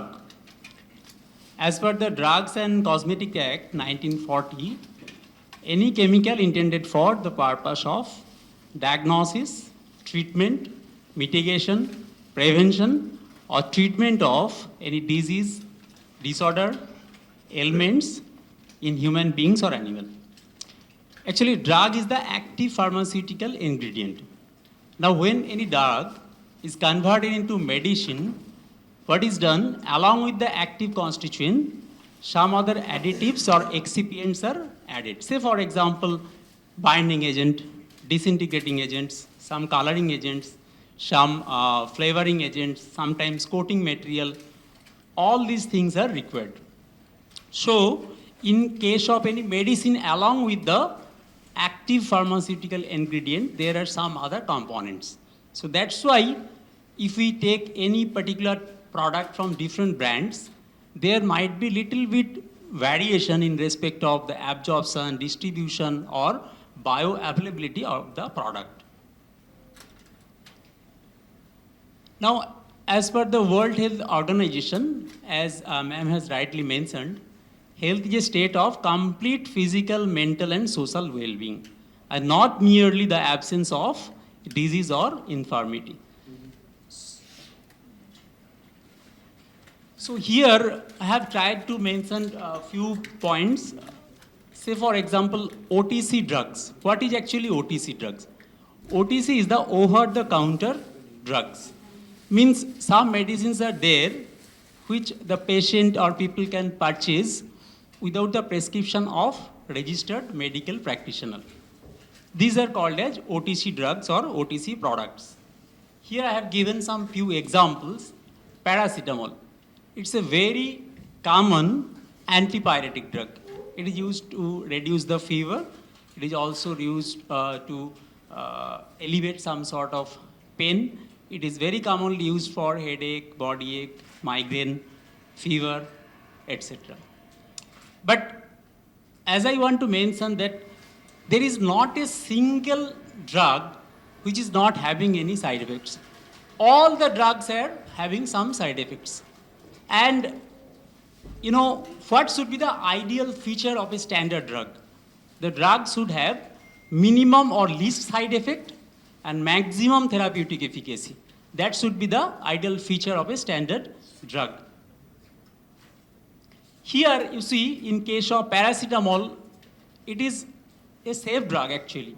But you know, some people, they take paracetamol frequently for mild headache, mild body ache, or any kind of pain. It might be mild also, they are taking paracetamol. That's not a good practice at all. So you know, paracetamol, if it is used in some overdose, it can produce a toxic metabolite, that is N-acetyl parabenzoquinone.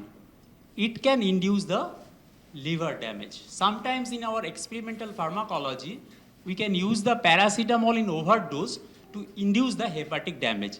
Later on, we can use our product to check whether our molecule can cause the remedy of the liver damage or not. So taking paracetamol frequently is not a good practice at all. Okay. So there are some other minor side effects like allergic reaction, rash, etc. But those are rare. Next one is aceclofenac. Basically, it is another over-the-counter product. Means we can purchase it from a retail pharmacy store without the prescription of a registered medical practitioner. Now, this is basically one non-steroidal anti-inflammatory drug. It is used for alleviate different types of pain and inflammation. Inflammation means any kind of tissue damage. Say, for example, rheumatoid arthritis, osteoarthritis, spondylosis, other pain situations, etc. But as you know, this aceclofenac, it can inhibit one enzyme, we call it COX, cyclooxygenase. And it is basically responsible for the production of prostaglandin. Prostaglandin can act as pain recipient. And it is also acting as a mucoprotective. So if anybody is taking aceclofenac frequently for any kind of minor pain, it can basically produce some sort of, inflammation in the food pipe, in the stomach, etc. So there might be, gastric ulcer also if it is taken for long period of time frequently. So taking medicine is required when it is urgently required. Otherwise, better not to take the medicines. Okay, so it can cause inflammation or tissue damage in the gastrointestinal tract. Next one is diclofenac. So it is another over-the-counter product. It is also coming under the non-steroidal anti-inflammatory drug. And it is also inhibiting the cyclooxygenase enzyme. So the prostaglandin production will be inhibited. So prostaglandin, as I mentioned, it is one mucoprotective. It can give some sort of protection in the stomach or in the esophageal wall. So if anybody is taking this diclofenac for mild pain like headache or body ache or migraine frequently, that is not a good practice. So again, it can produce some sort of inflammation or tissue damage in the stomach as well as in the esophagus, etc. Next one, coming to loratadine. So basically, this is one antihistaminic drugs. All the antihistaminic drugs are central nervous system depressant. So if anybody is taking loratadine for any kind of allergic reaction or any kind of coughing, runny nose, etc., it might produce some sort of drowsiness, sedation, right? So as this drug is advised by doctors and dispensed by the pharmacist, it is the responsibility of the pharmacist to convey the message that if you are taking these in the early morning and go for driving, there will be disaster. Because it is CNS depression, naturally it will cause sedation, drowsiness. So there might be accident. So as a pharmacist, they should inform it should be taken better at night, or you can take it when you are at home. Otherwise, there will be problem. Okay. Now, iron preparations, these are other types of over-the-counter products. Basically, they are indicated for different types of anemia or iron deficiency conditions. Examples like ferrous fumarate, ferrous gluconate, etc. Now, what are the indications or uses? Mostly they are used for pregnant women. For pregnant women, you know, the fetus is developing, the requirement of iron is very high. Naturally, iron preparation is rightly indicated. Infants and children, the rate of their growth is very high, so their requirement of iron is also very high. Excessive menstrual bleeding, so there might be loss of blood, so it needs the replacement, means some sort of iron preparation should be given.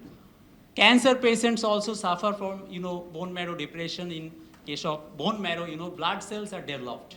So if the bone marrows are depressed, naturally the blood cells, RBC cells will be reduced and hemoglobin content will come down. Sometimes, iron preparations are also indicated there. So these are the major indications of iron preparations. But, iron preparation, as I rightly mentioned, that all the drugs are having some sort of side effects. There is not a single drug which is having no side effects. If anybody tells that this particular drug is having no side effect, then I can mention that it is not yet found out actually. But it is still there. Iron preparation, the most common side effect is the constipation. People will suffer from constipation. Okay. There might be some sort of abdominal cramp, nausea, etc., etc. Now, calcium and vitamin D3. So, calcium and vitamin D3 preparation, vitamin D3 that is cholecalciferol, these are also available in the form of over-the-counter products. So these improve the bone density and bone strength as well as muscle functions. I have participated in one seminar at Hyderabad. So one scientist was giving the biochemistry of exercise. And there he has given one point what Sir was also mentioning related to that African tribal people, mostly they are roaming here and there in the naked condition. And they are getting more, sunlight. Especially in the morning, the dim sunlight they are getting extensively, and the vitamin D biosynthesis is very high for them. And their lifespan is very high, mostly 100 years, 100 and plus. So some research was also going on, and one of the reasons found out that the vitamin D level is much higher compared to other civilized people. Okay. Now, vitamin D helps in the absorption of calcium. So in the marketed products, if we look at, all the calcium preparations are having vitamin D3. What is the reason? Vitamin D3 helps in the absorption of calcium. Okay. Now, in the same way, calcium, if anybody is taking regularly, it can also produce constipation. Those who are taking calcium regularly for their osteoporosis or bone fracture, they will definitely suffer from constipation. Okay, and there might be some rare allergic reactions like skin rash, itching, swelling, etc. Now, coming to the rational use of antibiotics. Here I want to mention one thing. Antibiotics, they are coming under different prescription drugs, so they should be taken under the prescription of registered medical practitioner only. But as Sir rightly mentioned, India is such a country where anything and everything can happen. So if you go to the retail pharmacy store and ask for ceftriaxone or ask for doxycycline, they will easily give you without cross-checking the prescription. So it happens. So indiscriminate use of antibiotics is creating lot of complications. And the rate of antibiotic resistance is very high. The newer antibiotics coming into the market is very low, but the rate at which the resistance is arising very high. If it goes on after 1 decade or 2 decades, practically we won't get sufficient number of antibiotics for the treatment of microbial infection. Okay, so rational use of antibiotic is very, very important factor. Now here some causes of antibiotic resistance is mentioned. Say for example, any patient is taking the antibiotic, they are not completing the course for 5 days or 7 days. They are discontinuing after taking 4 or 5 doses. When the patient start healing up, they can stop the medicine. And suppose the infection is due to the gram-negative bacteria. So instead of advising narrow spectrum, selective antibiotic which can inhibit selectively the gram-negative bacteria, if physicians are advising broad spectrum, that is actually create some sort of problem. Okay, so these are the factors, and you know in most of the infection these are self-limiting. So antibiotics are not required in that case. Automatically after 7 days, suppose viral infection, it will be healed up. So it is not the requirement to indicate or advise antibiotics. But you know, in some viral infection, sometimes doctors need to advise antibiotics because the viral infection may reduce the immune system. What will be the consequence? There is chance of secondary bacterial infections. To reduce the secondary bacterial infection in some viral infections, physicians need to advise antibiotics. Okay, sorry, yes, antibiotics. So what I want to mention here that antibiotic resistance is a major important factor. We all should think seriously about it. Otherwise, after 1 decade or 2 decades, sufficient number of antibiotics won't be at our hand for treating the microbial infections. Now coming to some CNS depression drugs. Say for these CNS depressant drug basically used for sedation, for used as sedatives, tranquilizer or hypnotics, means these are used for sleep disorder or insomnia.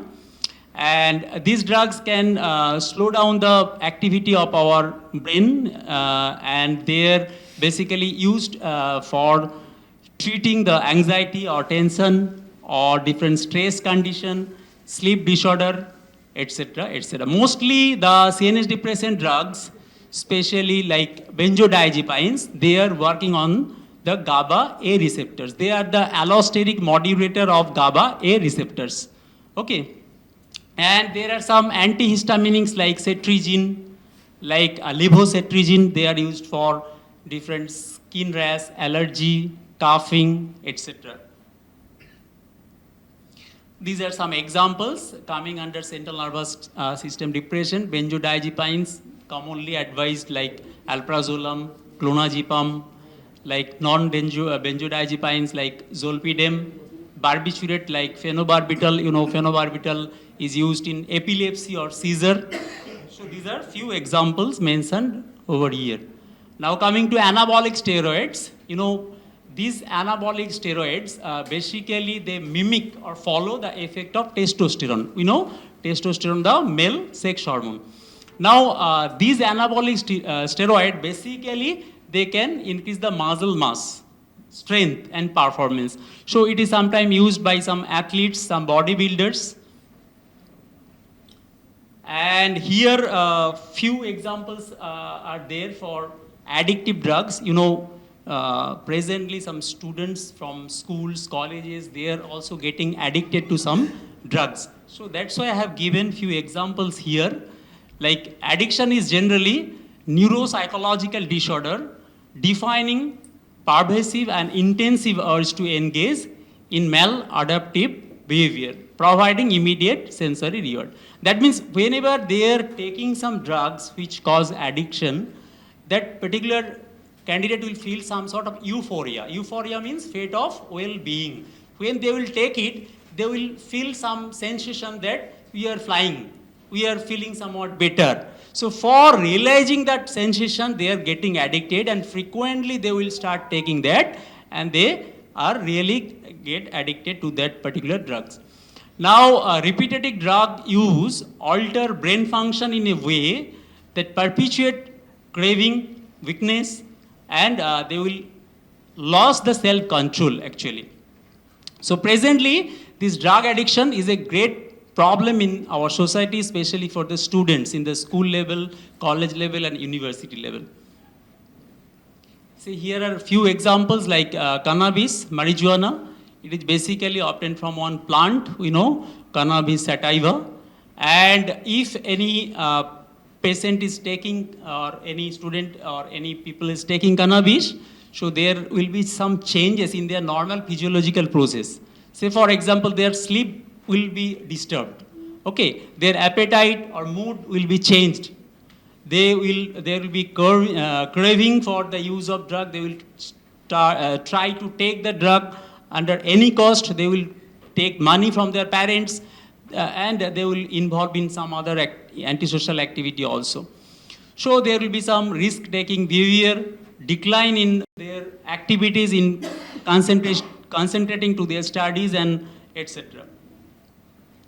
And morphine, basically, you know, this is obtained from opium, and that's why it is called as opiate. And the scientific name of the plant is Papaver somniferum, you know. From that plant, this morphine is basically collected. It is actually acting as, you know, analgesic, painkiller. So if anybody is getting addicted to morphine, there will be few symptoms. Say, for example, there will be fatigue.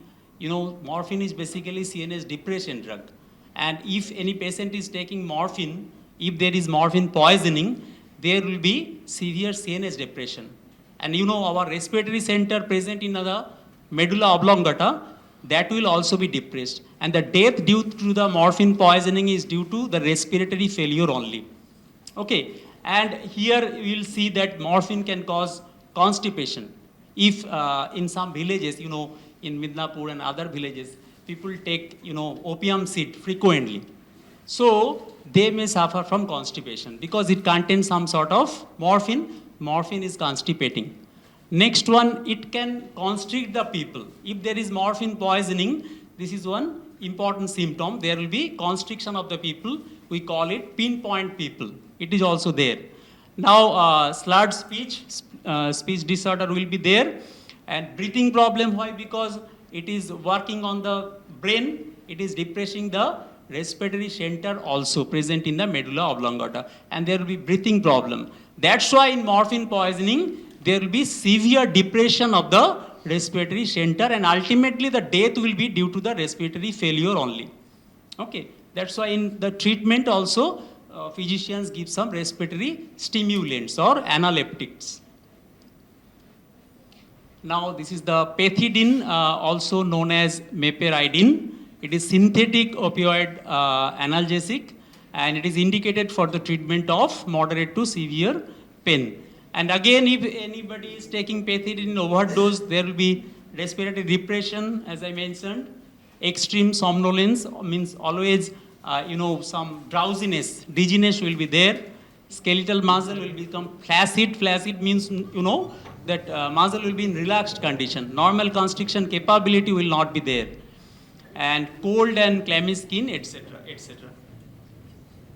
So next one is amphetamine. This is basically central nervous system stimulant drug, and it is used in the treatment of attention deficit hyperactive disorder.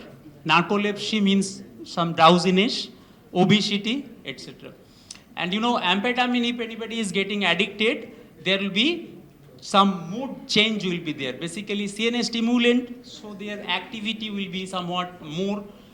They will also feel some sort of euphoria, that means the fate of well-being, and increased sociability and self-confidence will be more. That's why, you know, sometimes sportsmen abuse this drug, but that is actually legally not permissible. So this is about amphetamine. And if anybody is taking amphetamine frequently, there might be tolerance, means they will slowly, response will come down. increase respiration, because this is CNS stimulant, means again it will stimulate the respiratory center present in the medulla oblongata, and increase blood pressure. It can increase the blood pressure also. People will be some sort of dilatation will be there, pupil dilatation. So these are the factors associated with this. So this is all about it in brief about the pharmaceutical issues. Thank you. Thank you. The reason we wanted this because wanted to tell people of course know, I mean, paka jake bole, mone mone, the ei oshudgulo beshi খাওয়া উচিত না over the drug counter. আর ইন্ডিয়াতে over the drug counter ব্যাপারটা তো is like buying fish or vegetable. That is the reason this was a consciousness raising position in terms of the pharmaceutical implications. আচ্ছা আমরা 10 minute মতো break নিতে পারি, তার বেশি না, যেহেতু আমরা একটু দেরি করে রান করছি। তারপরে আমরা সেকেন্ড সেশনটা স্টার্ট করব। যারা যারা ব্রেক নিতে না নিতেই হবে এরকম কিছু না, যদি কেউ খেতে চায় এখানে বসে তাহলে ব্রেক তাহলে আমরা স্টার্ট করে দিতে হবে। We help in everyday life also. যাবো বলো তোমার সাথে কথা বলতে। একটু যেতে জায়গা দাও।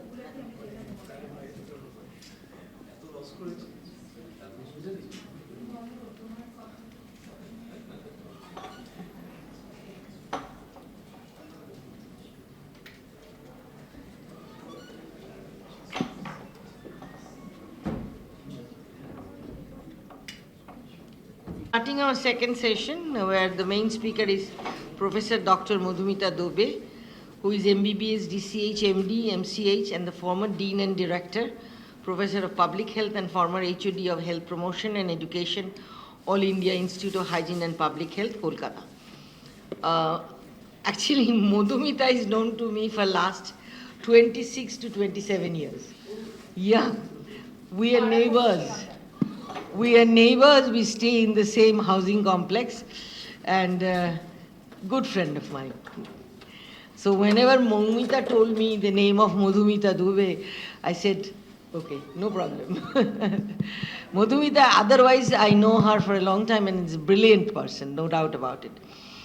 She continues to be involved in teaching and research activities for postgraduate training programs conducted at AII, HPH, ICMAR, and various other national and international organizations. Her special interest lies in health promotion and education. In fact, she was telling me, whispering me, after Professor Dr. Obhijit Chaudhary finished, that Buladi, I'll be actually speaking on your premises. That last 4 decades, people have been doing interdisciplinary things, and we are very much backward. We ought to do this more and more often, because these formal barriers, the silos are gone. Silos are gone, we need to break them. So I laughed and I said that you didn't even hear me. I can gather it from Professor Obhijit Chaudhary. She has served as international trainer in capacity building for health promotion conducted by WHO. She is member for the mission of independent assessment of Kala Zar elimination program in India organized by WHO. She is expert member of the joint monitoring mission for elimination of lymphatic filariasis in the 5 states, Uttar Pradesh, Bihar, Jharkhand, Telangana, and Assam, organized by National Cancer Center, Cancer Vector-Borne Disease Control. She is mentor of multi-centric projects on community behavior theme by Malaria Elimination and Research Alliance. She has published more than 100 papers in national and international journals. She has guided several dissertations and theses annually. She has over 100 publications in peer-reviewed biomedical journals and books. She has authored also a textbook which has come out, Health Promotion Education, Foundation for Changing Health Behavior, Academic Publishers, 2022. I actually suggest this book, that Foundation for Changing Health Behavior, because the book actually contains extremely important material in terms of what we are actually talking about in raising awareness. She is an expert communicator and orator and writes and speaks regularly in public media channels, etc. So this is a brief glimpse to her CV. It's a big one. Madhumita. Thank you. I call her Buladi, but here, yes, Dr. Bhadru, I'm Nahi, very nahi, thankful Buladi will to do. you and to VC of SNU and Momita for giving me this opportunity. Actually, no, when you speak last, there is an advantage and a disadvantage also. An advantage is that a lot of the things that you've been hearing raise questions in your mind, and I've been dying to talk.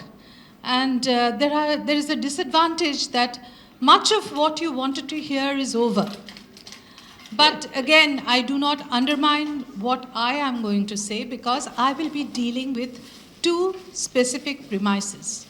As I was telling Buladi, that having worked in public health, this is another big question. As she said, after a good academic career, when you choose public health as your profession, people raise their eyebrows.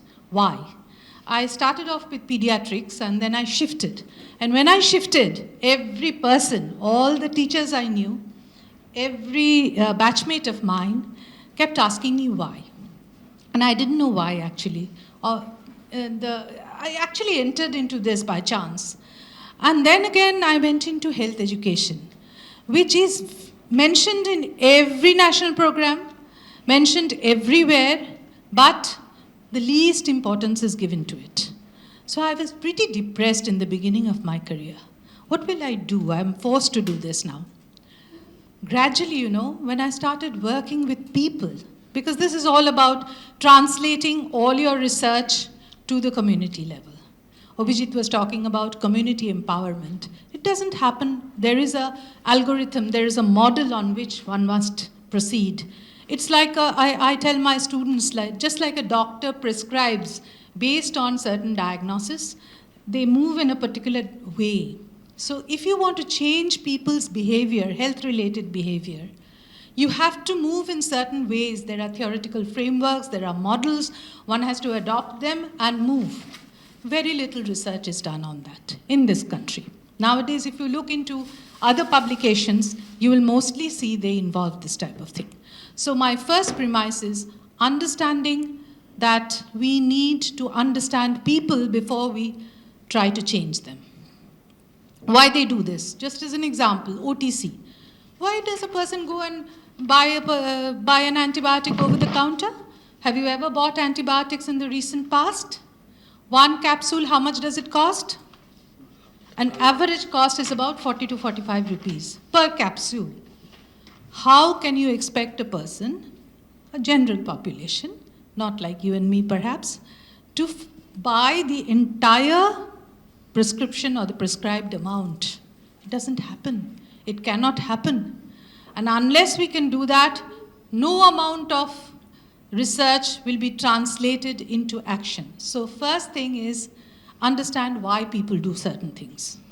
And then the policymaker has to be, it's for you also to do research in those areas and translate it into policy.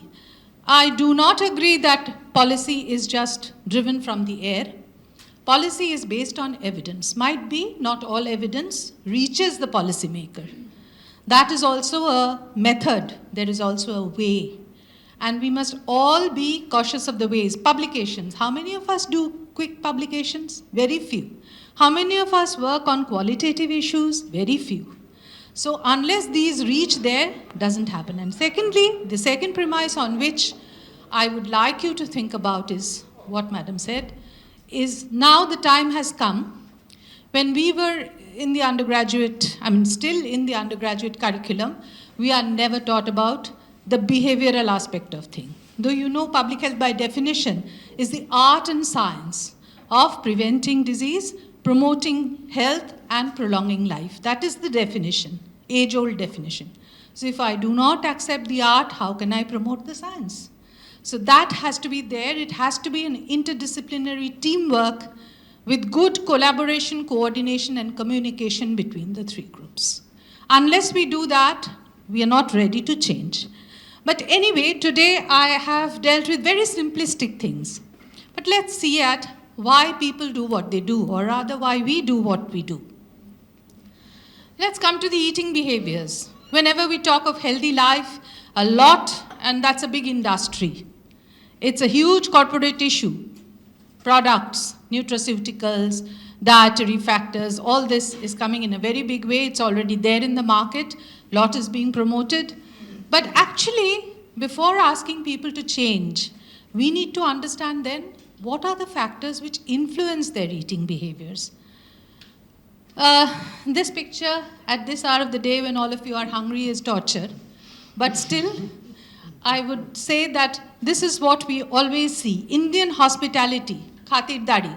It means you serve a lot of food which is rich in oil, rich in spices, rich in sugar. So traditionally, suppose my daughter is getting married. So if I give them healthy food in the marriage party, everybody will say she's a miser. She hasn't spent enough money.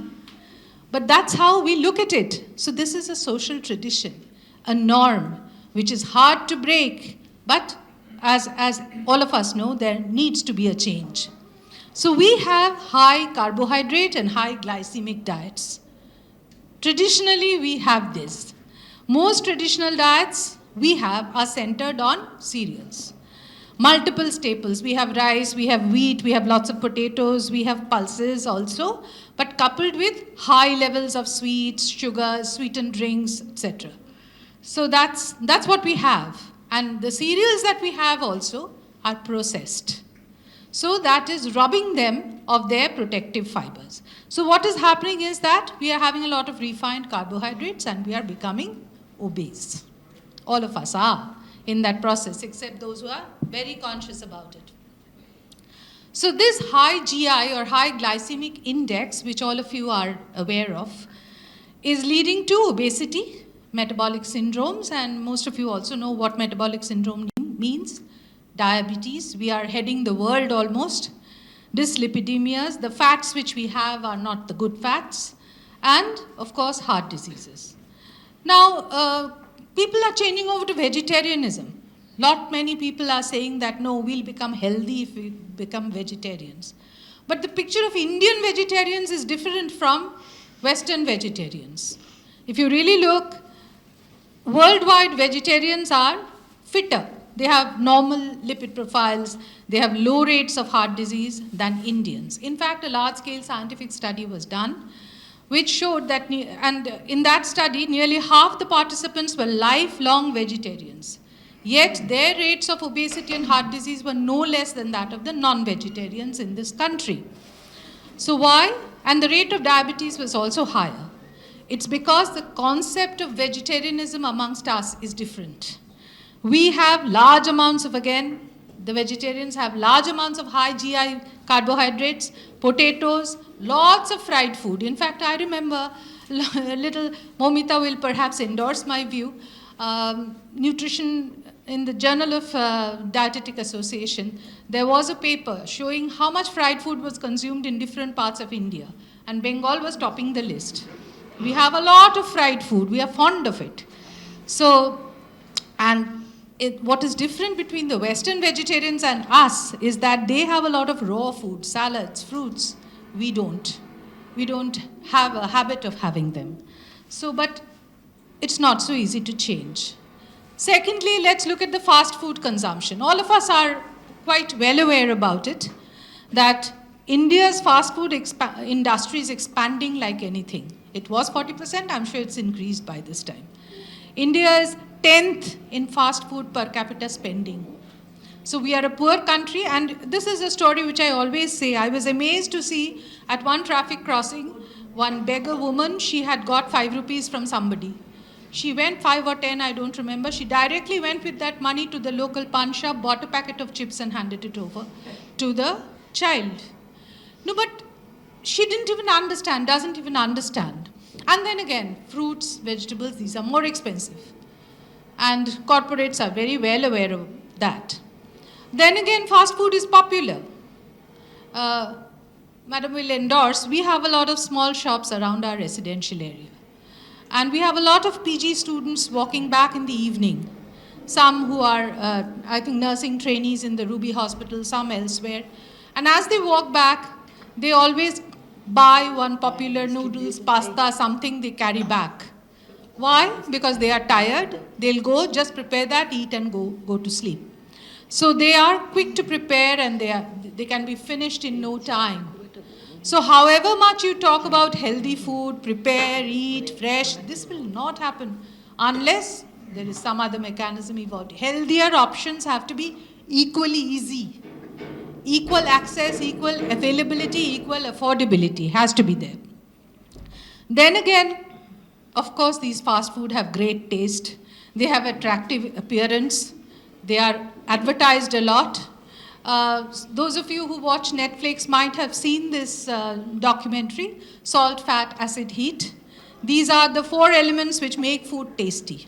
So the more you add this, the better it becomes. There's no denying that as well.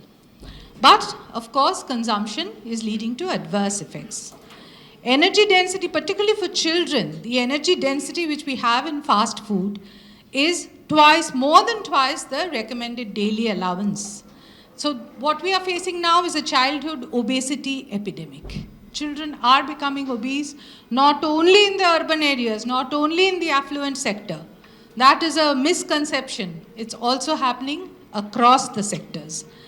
So there is increase in life-threatening conditions, particularly non-communicable diseases. We all know diabetes, hypertension, cancers, cardiovascular diseases, all on the rise. Another important thing is oral health. All these fast food have a lot of sugar because they have to increase their shelf life. So they have to add fat, they have to add sugar, and children keep having them. Not only chocolates, the other types also are detrimental to dental health. And again, food additives are added. We all know colors and additives. And now it is found that many of them are leading to asthma, rashes. You would find amongst pediatricians, they keep saying that how come this has increased? More and more child patients are coming with this. And in countries like ours, and puja is round the corner, many people will be out since the morning. They will be having all the street food, moving from one para to the other, pandal hopping and eating all this food. I have nothing against it.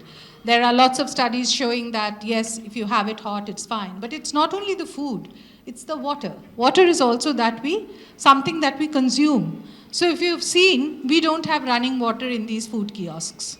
We do not. So it's just one pail of water which the person has brought. He's washing his hand in that. He's washing the material there. He's washing the plates there. And even if he is serving you that disposable thermocol, that again is promoting vector breeding and it's leading to dengue and malaria. So we are in a very big vicious cycle. Unless it's a consumer-led movement now to stop, it will not stop. So again, if you have frequent infections, you have antibiotics, irrational use of antibiotics, again leading to antibiotic resistance, and perhaps all of you know that is the next big pandemic which we are going to face, antibiotic resistance. Madam was speaking about ICMR projects which I have mentored. One which is ongoing is on antibiotic resistance. And if you see the antibiotic residues in water, we've also studied the antibiotic residues in flesh food. It's a very sad picture, but we don't know where to start from. That's a very difficult situation. Where do you start? So these are questions which have to be raised, which have to be answered. The other problem which we have is snacking. And snacking with the right type of snacks is not always done. In fact, I'm sorry to say, but this is not the only occasion. We always go and have fried food also. Usually it is served that way.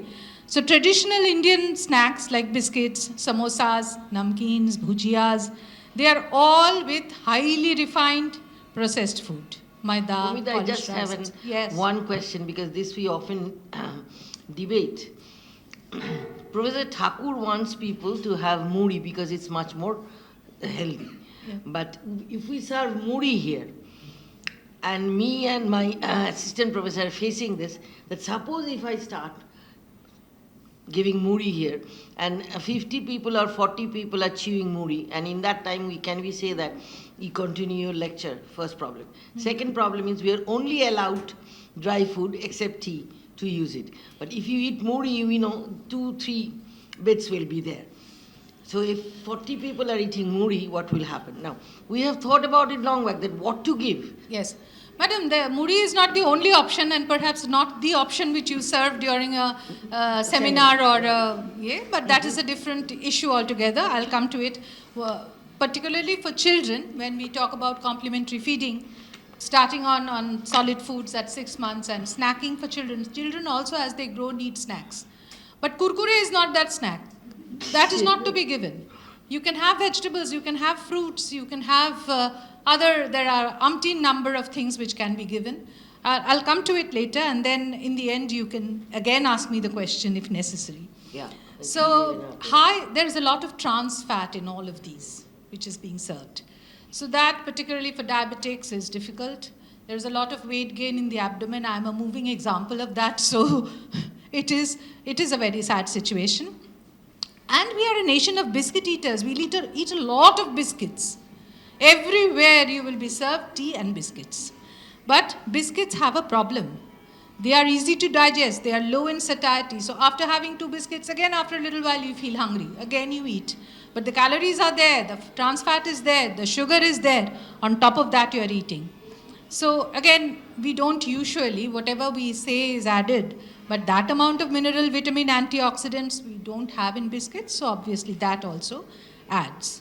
So while we say small frequent snacking is good, it's what snack you are having. That is more important. Let me come to the next one. Late dinners. This particularly Bengalis, I think, are very bad about it. We eat very late, dinners very late. Most urban Indians reach home, and when we reach home, we have tea or some other drink and then some snacks. Muri then, yes, many of us do have. Now this AC Nielsen, this marketing research company, they did a survey in 2007. Actually, they found out that the highest consumption of unhealthy snacks, like biscuits, chips, namkeens, etc., they all happen pre-dinner. People are so hungry as soon as they reach home, they eat up all these things. So at the peak hunger time, they consume unhealthy food, extra calories. And after that, what happens? If you socialize, again you go to somebody's person, again your house, you're again few hours of drinking, whatever it may be, and unhealthy snacking, again by a very late and heavy dinner. Coming puja, many of you will be indulging in such practices. So eating high carbohydrate and large meals at night, late at night, creates hormonal disadvantages. All the hormones in our body are not able to cope with it late at night. So this favors easy fat deposition. Of course, the insulin-resistant people are more vulnerable. Actually, in order to understand this, I have omitted that slide, but I think I should just touch upon it. Evolution plays an important role. Earlier, we had periods of plenty and periods of scarcity. So the body mechanism was such that during plenty, fat would be deposited, and during scarcity, the body would utilize that. Now we don't have scarcity. We are always in plenty of food, lot of it. But the body has not forgotten that. So body tries to deposit fat very quickly, and it cannot get rid of it that fast. So that's what happens. On top of that, we have life cycle trajectories and timelines. Suddenly an elderly person, you say you're diabetic, you stop eating these things and start eating that. Doesn't happen that way. Every person is not so disciplined, and neither can change so fast. See, people construct food trajectories throughout their life. It doesn't happen at one point of time. Like you see, there is a family cuisine, family preferences. In fact, now they say there is a flavor bridge. Even when the child is within the uterus, whatever the mother eats, the flavors reach the child, and the child starts eating that, liking that. So to me, whenever a mother comes saying, my child doesn't eat that, I ask her first, do you eat it? Because, yeah, that's quite common. She will not eat it, but she expects the child to eat. So these are food roots, food upbringing. The parents eat something totally different, give the child something totally different. They're not going to have. They are role models. Parents are role models. So what they eat, how they eat, whether they shout at the time, whether they watch TV at that time, all these are inculcated in the child. And that's how they grow. Again, significant life events. Marriage. A girl was used to a sort of food. at their parental home. Nowadays it's different, a bit different, you do have choices.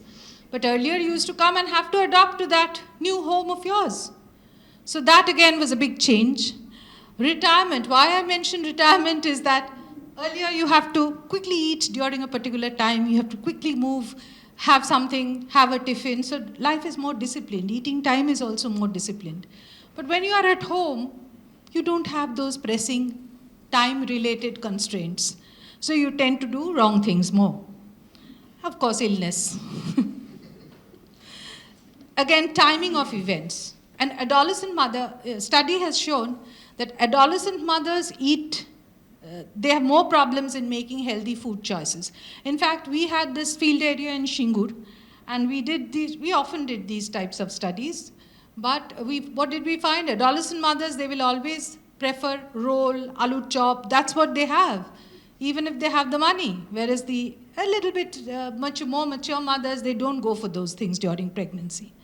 So contexts also, the environments in which people live are important in making their food choices. And we have to remember that when we are studying not only their dietary recall, not only just seeing what they have and how they have, but these issues, these social issues also have a big role to play. So let's come to another aspect of healthy living. And I think this is something which যা বলবো আপামর জনসাধারণ, I do it for, in workplaces we do cognitive ergonomics, I do that particular chapter. And that's the most accepted, and they're so happy at the end that this has been talked about.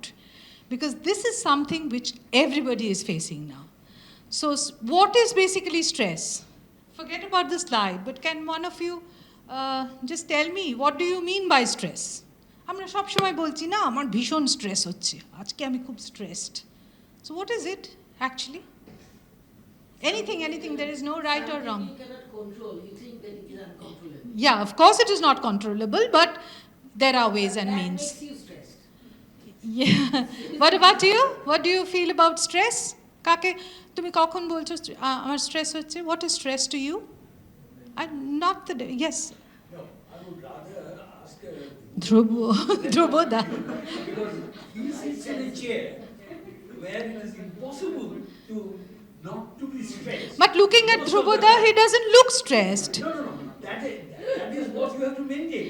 That is what I'm going to come to. You do not look stressed.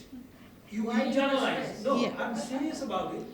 There are jobs when you are trying to internalize your stress Right. too much. You fall that in. Causes Of course. a much more harmful effect on your body's metabolic Yeah. system than anything else. So, sir, You would be what I would be expected saying to- after this might solve your problem. Okay, no, that's fine, because I became diabetic for a pretty long time. Ah. And when I was asked that how could I feel less stressful, etc., etc., my only answer was the day I leave the job. Okay. No, I think সেই blame it on Rayর মতন সব কিছু blame it on the job তো করা যায় না. There are people who are more stressed than in the same situation No, than I- others. So I they will have, point out yeah. one more thing. You get stressed quite often because you see the irrationality around you. Yeah. If you're especially in a position where you are the decision makers, part of the decision making process, and you get onto the decision making, and apparently people agree with you, and then you find out that irrationalities creeps in the execution of that decision. Exactly. And that causes much more harmful stress to you. Stress and sorrow, both. Yeah, I mean, you can feel sorrow, but that sorrow is not going to solve the problem. You feel stressed because you feel almost helpless Yeah. that you cannot sort of get on with the system. Sorry. Yes. No, that's thank you. Thank you for your experience. points. So in the very first line, this is what I've tried to say. That stress is a response of yours. Response to what? There are certain demands and pressures which life exerts, be it in workplace, be it at home, be it wherever. Now, I have certain knowledge, certain ability to cope. If those two are not matching, it is then that I start feel stressed. আমি পারছি না, আমি পেরে উঠবো না, আমি করতে পারবো না, this will not happen, might be not, etc. But as madam said again, stress is unavoidable. পৃথিবীতে এরকম কোনো situation নেই যেখানে stress হবে না. But stress can be a positive force. আমাদের যদি কোনোই stress না থাকতো, যা করছি খুব আনন্দে আছি, কেউ কিছুই বলছে না, হলো কাজ তাও কিছু বলছে না, না হলো কাজ তাও কিছু বলছে না, so that wouldn't be a positive driving force, would it be? So stress pushes us to work harder and better. কিন্তু অনেক সময় এমন কিছু হতে পারে স্ট্রেসের যেটাতে আমরা আনপ্রোডাক্টিভ হয়ে যাই, রান ডাউন হয়ে যাই, অ্যাংশাস হয়ে যাই. So we have coined these three terms: stress, eustress, which is good stress, little bit, positive response high, and distress, extreme anxiety, sorrow, pain. এমন স্ট্রেসড হয়ে যাচ্ছে যে এটা হচ্ছে. তাহলে এটা কখন হচ্ছে? ফর ইচ পার্সন দের ইজ আ টিপিং পয়েন্ট. প্রত্যেকের আছে শরীরে. So that is the tipping point. প্রথম প্রথম যখন স্ট্রেস হয়, গুড স্ট্রেস, ও আমার চাইতে একটু বেশি পড়েছে, আজ রাতে আমি আর একটু পড়ে নিই, এরকম করে this is a good stress which happens. So it improves your focus, improves your motivation, perhaps even improves endurance. যেমন athletes, if you see them, what are they always seeing if the other person is going past him, isn't it? So that's a good stress for him. But after a particular point, it leads to mental and physical breakdown. We don't want that to happen. In fact, there are many symptoms of stress, and if any of you are suffering from it, I would ask you to be cautious. The physical symptoms are like fatigue. সব সময় ক্লান্ত লাগছে. At the end of the day, I feel very, very tired. Then comes muscle tension. একদম শক্ত হয়ে আছি আমি, there is no relaxation. That's a sign of stress. Headaches, very commonly we have at the end of the day. Oh, সারাদিন কি হলো, মাথার যন্ত্রণা করছে একদম. This we also say very frequently. Sleeping difficulties. এমন নয় যে তাতে ক্লান্ত হয়ে আমি ঘুমিয়ে পড়ছি.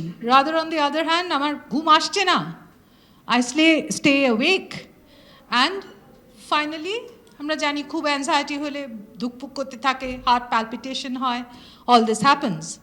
Then there are psychological symptoms, depression, মন খারাপ, আমরা তো বলেইছি, অ্যাংজাইটি, irritability, যে কথা বলতে আসছে বিরক্ত হচ্ছি, রেগে যাচ্ছি, all that is sign of stress as well. Pessimism, ও আমার দ্বারা কিছু হবে না, এখানে কিছু হবে না, এ হবার নয়. This is a very common expression of stress. And feeling of being overwhelmed. ওরে বাপরে, এত কাজ আমি কি করে করব? How will I ever study all this? How will I complete my syllabus? This very commonly happens. And ultimately what happens is some behavioral manifestations. সে কলেজে আসাই বন্ধ করে দিল, কাজে যাওয়াই বন্ধ করে দিল, ও গেলেই ওরকম হচ্ছে, তার চাইতে আমি বাড়িতেই থাকি. So there is increased absenteeism. And then finally reduced interest, initiative নেই, ওর ভালোই লাগছে না আর পড়াশুনো করতে. Diminished work performance, যেটুকুই যা করছে সেটা কমে যাবে. Then of course relationship problems. বাড়িতে মায়ের সঙ্গে ঝগড়া হচ্ছে, বাবার সঙ্গে ঝগড়া হচ্ছে, ভাই বোনদের সঙ্গে ঝগড়া হচ্ছে. For married people, again, your spouse is also at the receiving end. And mood swings, এই ভালো তো এই খারাপ. Nobody knows what is going to happen. All these are signs of stress. This was a study again which was done in the West.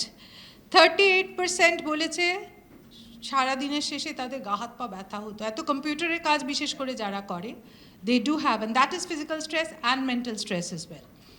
34% have difficulty sleeping. So that's quite a large number. 1 in 5 workers have quit jobs due to stress. পারছে না সেই কাজটা আর করতে. Roughly 1 in 4 workers কাঁদতে শুরু করেছে due to workplace stress, and they really cried. Employee stress leads to a lot of economic losses.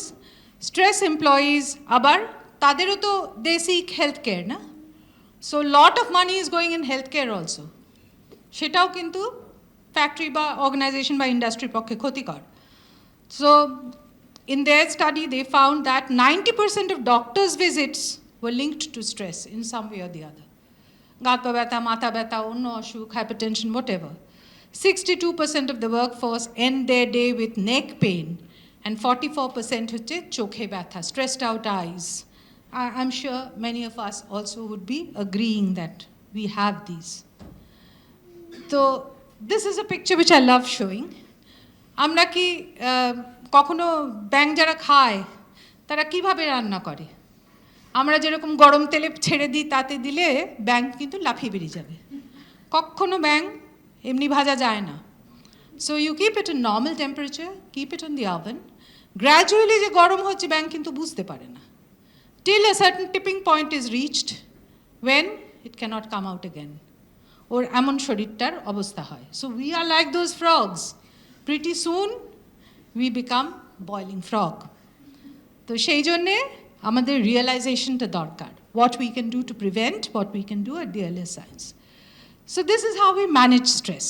These are general directions. Of course, there might be specific ways. I'll come to details. Change how you see the situation. আমি একটা জিনিসকে একভাবে perceive করছি, সেটা সেভাবে নাও হতে পারে। It's my perception. So we can change perceptions. We can reframe our thoughts. Food and diet is also linked to stress. I'll tell you how. Take control. How? That again also. Avoid extremes. Prioritize. Ki amar kache important. So let's come to some of these. Changing perceptions and emotions. All of us know the 6-9 situation. আমি 6 দেখছি, ও 9 দেখছে, সেই জন্য আমাদের ঝগড়া লাগছে, আর আমি cannot make that person understand. So there is conflict. And that's what is creating stress.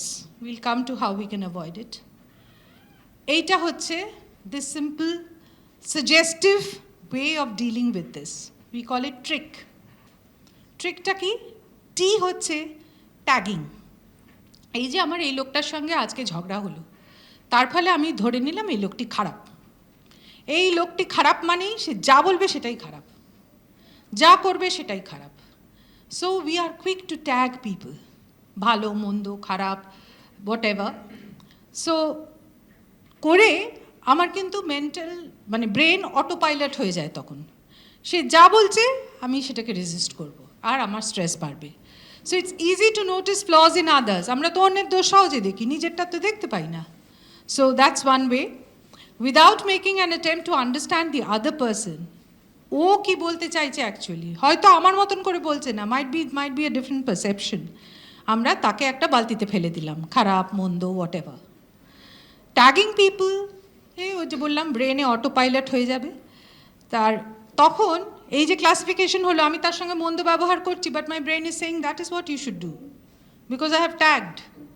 সেটা কিন্তু ঠিক নয়। So we have to be conscious. I'll come to that line. ট্রিকের আর্টটা কি? Righteousness calling for rejection.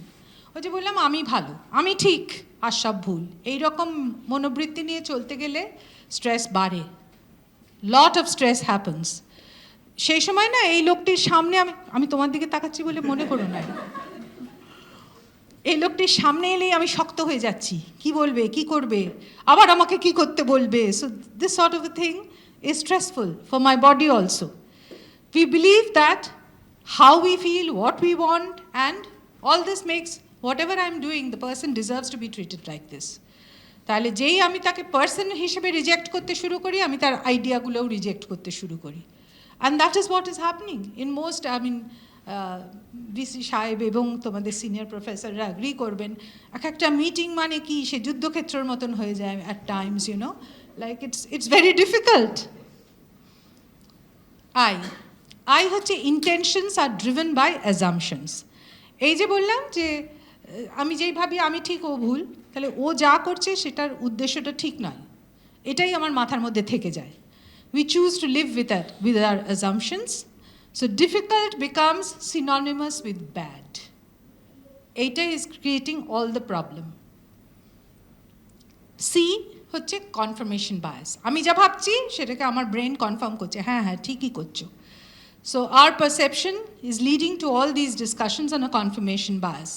যা আমারকে কন্ট্রাডিক্ট করে তা আমি রিজেক্ট করব। So whatever the person with whom I'm having a conflict or whatever stressful situation, we view that through a skewed lens, যেটা তার ডিফিকাল্ট বিহেভিয়ার আরও বাড়িয়ে দেয়। অনেকে আবার উত্তেজিত করেও আনন্দ পায়, এটা কিন্তু মানে this is very common. So if that person understands that you are getting stressed, they will do it more to prevent you from working placidly or working to your full potential. তাহলে এইটা আমাদের মনে রাখতে হবে। আর কে হচ্ছে কিননেস to fix others, অন্য সবাইকে ঠিক করার দায়িত্ব আমার, এরকমও কিন্তু হয় না। We do not look at ourselves. We actually, other person, হয়তো সে দোষী, হয়তো সে ভুল কাজই করছে, কিন্তু আমার দায় নয় তাকে ঠিক করা। ওই আমার হাতে নাই ভুবনের ভার, কিন্তু how we can do it. Firstly, when you face such people, try to separate that person from the behavior. সে যা করছে তার ভিত্তিতেই মানুষটা ভালো মন্দ খারাপ এরকম করাটা ঠিক না। So it's actually the behaviour which you are not liking না। তাহলে ভাবতে চেষ্টা করতে হবে যে কেন সেই লোকটা এরকম বাজে বাজে কথা বলে চলে গেল, why at all is he doing this, he মানে সিও হতে পারে। Widen your perspective. So try to understand why this is happening. আর একটা আমরা খুব কমনলি বলি, আমাকে কেউ দুটো বাজে কথা বললে আমি তিনটে বাজে কথা আরও রিটার্নে বলবো, এটাই আমার অভ্যাস, রেগে গিয়ে তখনই বলি। সো ওই যে বলি রিয়াকশন করাটা উচিত না। ভালো ঝগড়ুটে যারা, তারা কিন্তু কখনো তখন বলে না, তারা পয়েন্ট নোট করে রাখে, পরে কোনো সময় তারা সেগুলোকে মনে করে করে বলে যে এই যে তুমি বলেছিলে এটা ভুল ছিল। So but that is more effective. Say action করছে, ন্যাচারাল টেন্ডেন্সি হচ্ছে রিয়াকশান, কিন্তু তাতে কাজ হয় না। আর এই যে কনফ্লিক্ট হবে, এর ফলে আমারও শরীর এবং মানসিক কষ্ট হচ্ছে। So avoid conflict. এটা আমাদের আরও হয় কি, যেখানে কমন জায়গা থাকে গসিপিংয়ের, আমি একে বললাম, এ গিয়ে তাকে বললো, আমি হয়তো ওনার সম্বন্ধে বলেছি, আলটিমেটলি ওনার কাছে গিয়ে পৌঁছলো আরও রং টং চড়িয়ে, and that creates a lot of problems. So try to minimize gossip. হ্যাঁ, don't share many of your personal opinions. ব্যক্তিগত ওখানে করা উচিত না। আর কালারফুল হিউমার আমরা যদিও পছন্দ করি, বাঙালি বেসিক্যালি আড্ডাবাদ জাতি, we like all this, but we should try to keep it at minimum to avoid all this. এবারে একটা বলি, optimism. And every situation let us try to B optimistic. ওই হাফ ফুল half MT তো আমরা সবাই জানি। So actually অনেক research হয়েছে অপটিমিজম নিয়ে, তাতে দেখা গেছে যারা অপটিমিস্টিক তাদের ফিজিক্যাল অ্যান্ড মেন্টাল রেজিলিয়েন্স অনেক বেশি থাকে, তাদের ক্যান্সার, তাদের অন্যান্য ট্রমাটিক সিচুয়েশনস, তাদের সার্ভাইভাল, তাদের কোয়ালিটি অফ লাইফ অনেক বেটার হয় দ্যান পেসিমিস্টিক পিপল, যে সবসময় বলছে ও আমি মরে যাবো হ্যান ত্যান ইত্যাদি। So those with an optimistic outlook tend to be more proactive when it comes to their health. They have better cardiovascular health. They have better immune system. প্রতিরোধ ক্ষমতা তাদের শরীরে বেশি থাকে। So positive moods actually study করে দেখা গেছে that's a left brain activity, and negative mood is a right brain activity. তাহলে যার রাইট ব্রেন অ্যাক্টিভিটি বেশি সে পেসিমিস্টিক হবে। তাতে আমাদের কি কিছু করার আছে? করার আছে। Science has also studied this and shown that we can actively try and rewire it. আমরা করতে পারি এটা, and that's what we should all try to do. Towards the end I would like দিনের শুরুটা ভালো করে করা উচিত। So if you start with a very depressing situation, you will have a very bad day. একটু time planning, একটু সব কিছুর প্ল্যানিং করা দরকার right in the beginning. Good nutrition, to which I will come to, positive attitude, তাহলে স্ট্রেসটা হলেও সেটা আমার গায়ে আসবে না। আগে বলতো মাল্টিটাস্কিং যারা করতে পারে তারা ভীষণ এক্সেপশনাল ওয়ার্কার্স, নাও দে আর অ্যাকচুয়ালি ব্যানিং মাল্টিটাস্কিং। বলছে একসাথে 5টা কাজ করলে কোনো কাজটাই বলে ভালো করে হয় না। This is again has been proved by scientific studies. So stick to one job at a time. If you plan it well, you can finish it and do the other one, but try not to do together. Important thing is exercise. তোমাদের মধ্যে কজন ক্লাসের মাঝখানে বা একটু break পেলে একটু হাঁটাহাঁটি করো? তোমাদের তো এত বড় ক্যাম্পাস, এত করিডোর, এখান দিয়ে হাঁটতে পারো। So that's very important actually. You should walk during breaks whenever possible. There are many even static exercises. এখন নেটে গেলে তোমরা তো সব কিছুই দেখতে পাচ্ছ, you find it. যারা কম্পিউটারে কাজ করো, His generation is more interested in their mobile phone. No, let them put the mobile phone in front in the exercise mode and let them do the exercise with the mobile phone. That's why sedentary lifestyle. Yes, walk with your mobile, talk with your mobile. You can get into accident if you're walking. So I would not strongly advise walking with your mobile. Have the mobile in Glued to your hand so phone. that you know you have it, but don't look at it. No, actually ওই যে আবার dependence on anything is too much of dependence is bad, It না? becomes part of mobile Yes, addiction. yes, that has lot of health effects, কিন্তু চেষ্টা করো, ওটা যখন ছিল না তখনও মানুষ বেঁচে ছিল, খুব ভালোভাবে বেঁচে ছিল। ওই যে অভিজিৎ ছবিগুলো দেখালেন, এসএন দে, দিলীপ মহালনবিশ তো অনেক বেশি বয়স অবধি স্যার কখনো ল্যান্ডলাইন ছাড়া ব্যবহার করতেন না। So they didn't have mobiles but they did great things in life. তো যাই হোক, আমি I don't want to be preachy, I have least interest to be that, but try to see that there are other things in life as well. কিন্তু exercise is something we do need. This can help you to blow off your steam, lift your mood and get into better shape. এবারে eating healthy, জল খেতে হবে। তোমরা সবাই জানো, এবার অনেকেই আমায় জিজ্ঞেস করেন 2 লিটার খাবো না 3 লিটার খাবো, 3 লিটার না 3.5 litre, there is no such thing. কিন্তু adequate amount of water unless you have particular diseases. তা না হলে জল খাবে সবসময়, not the sugary sweetened drinks, have water, plain water. এবং তাও আমি বলবো প্লাস্টিকের বোতল কিনে কিনে খাওয়ার দরকার নেই, bring a bottle, take that bottle everywhere. এখন সব জায়গায় drinking water available, fill it up, drink it. That will save the environment and save you too. Increase calcium intake. তোমরা কতজন, ও ক্যালসিয়াম নিয়ে অনেক কথা হয়েছে আগেও, কিন্তু তোমরা কি বাড়িতে পাতা দই টই খাও? You have? না, সবাই ঘাড় নাড়ছে না অবশ্য, যাই হোক, but this is an excellent source of, it's very easy. না হয় কিনেই খাবে, কিন্তু বাড়িতে পাতলেও তো ভালো। Excellent source of calcium magnesium. Actually calcium magnesium না অ্যান্টি স্ট্রেস, ওগুলো মাসলকে রিল্যাক্স করে, সুতরাং এগুলো খাওয়া দরকার, খেলে ভালো হবে। Cut back on caffeine. Again, yes, here, abroad, everywhere people are carrying a cup of coffee in their hands. আচ্ছা, বিদেশে আমার I have a big question. সবাই ওই সকাল থেকে একটা করে বড় কফি নিয়ে নিয়ে রাস্তায় ঘুরতে থাকে। What fun do they have out of drinking that? I also don't understand. কিন্তু কফি কিন্তু ভীষণভাবে বেড়ে গেছে। তোমরা তো খুব কফি খাও নাকি? খাও না? Good, good children. So, actually, ক্যাফিনে কিন্তু ক্যালসিয়ামও লস বেশি হয়, অ্যান্ড হরমোন লেভেলগুলো অ্যাকচুয়ালি খারাপ হয়ে যায়। সেই জন্য যেটা দিয়েছিল 2002 per 1 সেকেন্ডে মিনিমাম 3 মিলিয়ন পিপল কফি খায় 1 second. That industry is really, এটা এখন 20 টাইমস বেড়ে গেছে। মানে একদম না খেতে কেউ বলছে না, but have it in moderation. বেশি বেশি সারাক্ষণ, হ্যাঁ, সেও সেই সেন্সে হয়েছে। স্ট্রেস তাকি করে 10, হ্যাঁ। আর এই যে হেলদি স্ন্যাক্সের কথা বলছিলাম, বাড়ি থেকে যখন টিফিন আনো কি কেউ? না, আনো, তাহলে এই যে গাজর বা যেগুলো ক্রিস্প ফ্রুট থাকে বেশিক্ষণ, সেগুলো একটু কেটে কেটে নিয়ে আসবে। মানে these are much more healthier than your other issues. তোমাদের skin will be glowing, you will have a nice alimentary mechanism, সবই তো ভালো হয় না? So try to change your healthy habits. And finally, this is so important, যেটা তোমাদের সবার গোলমেলে। The entire generation is suffering from a changed biological clock. কেউ আর রাতে ঘুমোয় না, everybody keeps up at night, তাই না? তোমরা ভীষণ দেরিতে ঘুমো না? না, Ma'am, then again mobile addiction. Everything সবাই Late night WhatsApp. রাতে যাবে। না, তাহলে সারাদিনেও কি সেই কাজ শেষ হয় না? No, every other student they are saying they used to sleep at 4:30. Yeah. Not in the night. No, but that is really, this again, chronic insomnia of this type will lead to stress.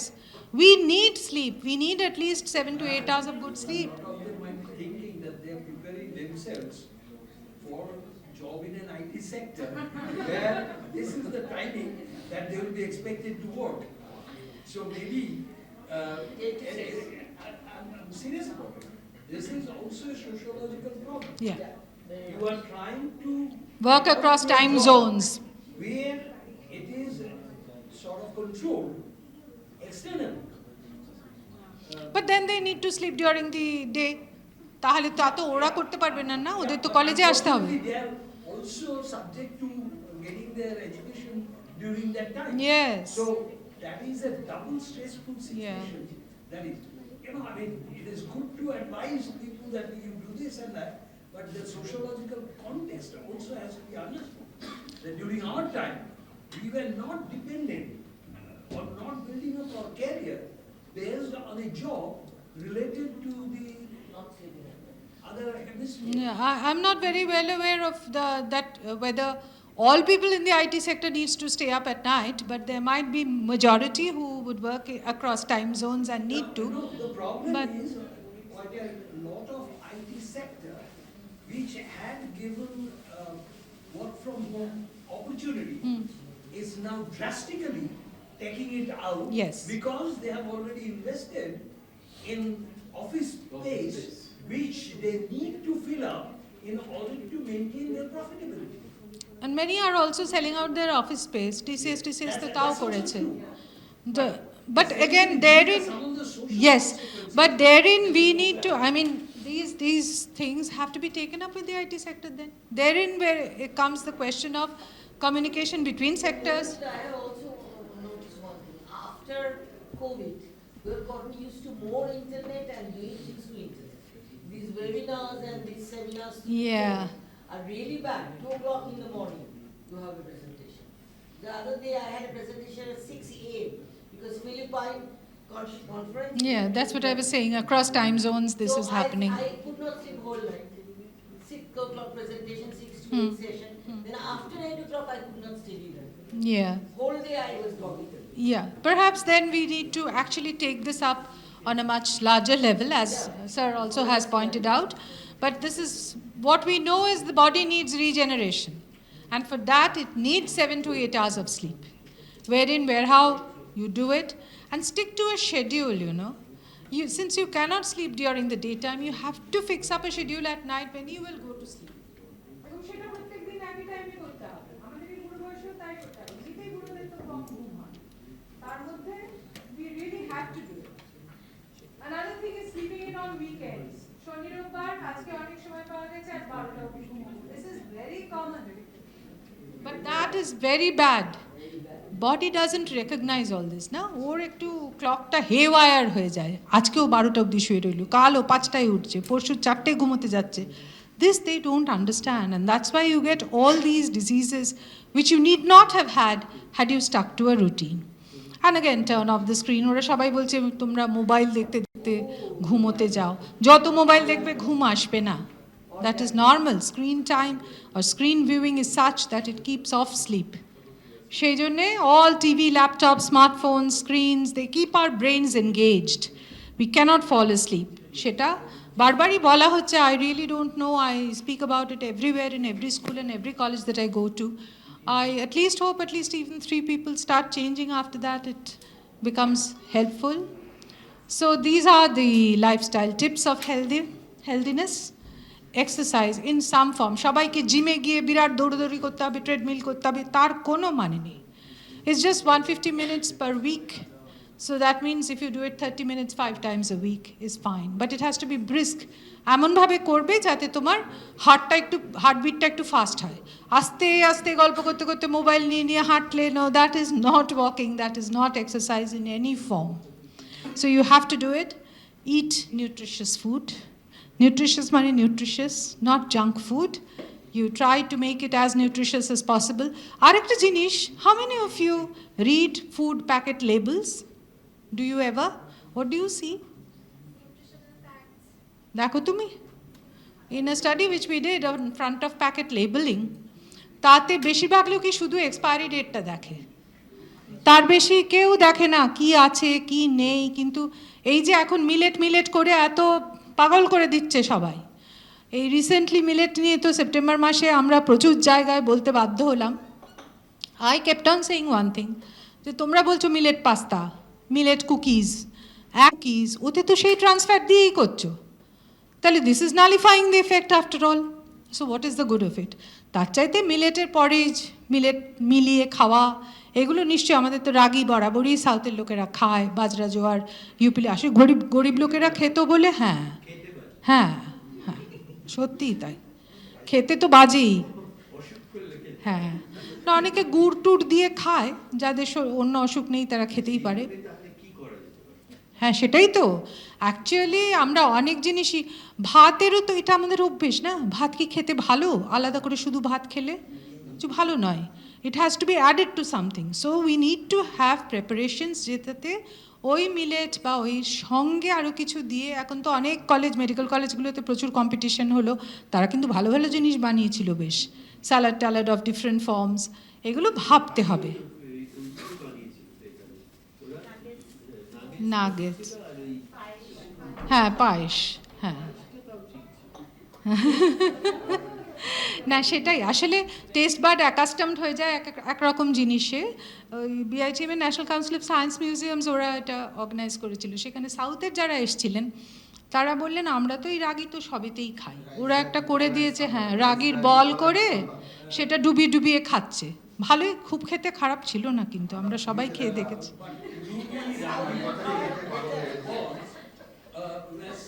Used to be, at least I'm talking about 30 years back in Bangalore, on a paper where even the ink print got smeared with it. And that was supposed to be the food for the poor. And I was instructed that since I was getting to be diabetic, that would be the food for me. low GI to. Somehow, I have a small question. Would a vegetative existence in life make me happy and live longer? Or taking the other foods which are so-called banned in limitation would at least make me happy and make me less stressful? Well, if you want the answer from me, I always promote moderation in any form. And happiness, of course, is a very important criteria in life. What do you live for if you're not happy? Then আরও একটা জিনিস যেটা বলার, কিন্তু মিলেটও কিন্তু আমরা, you should not have it every day. এতে ফাইটেট অক্সালেট যতই বলুক ভিজিয়ে খাও, এই করো সেই করো, there are lots of these polyphenols, there are lots of different issues যেগুলোতে ইন্টারাকশন হতে পারে, ফাইটেট অক্সালেটও বেশ বেশি, সেই জন্যে সপ্তাহে 3 দিনের বেশি অ্যাটলিস্ট টেকনিক্যালি মিলেট খাওয়াটা ঠিক নয়। So anyway, have good quality sleep, control your weight, and that you can do only by eating properly and exercising properly. Avoid smoking and alcoholic beverages. Again, this is something which is on the rise. Smoking, particularly among girls. I find in all public places, girls are smoking heavily. আমি নিজেই এটা চোখে দেখি, এবং this is very bad. Direct smoking, passive smoking, সে যদি মা হয় তার বাচ্চার সব কিছুরই এফেক্ট হয়। আর হ্যাঁ, স্ট্রেস কমিয়ে রাখো জীবনে, try those tricks if you can, and carry out regular health checkups. যে কোনো বয়সেই there are certain checkups which you need to do, there are certain vaccines you need to take, সেগুলো নেবে, সুস্থ থাকবে। All of you remain healthy and happy, do everything in moderation, enjoy life and be healthy. Thank you very much.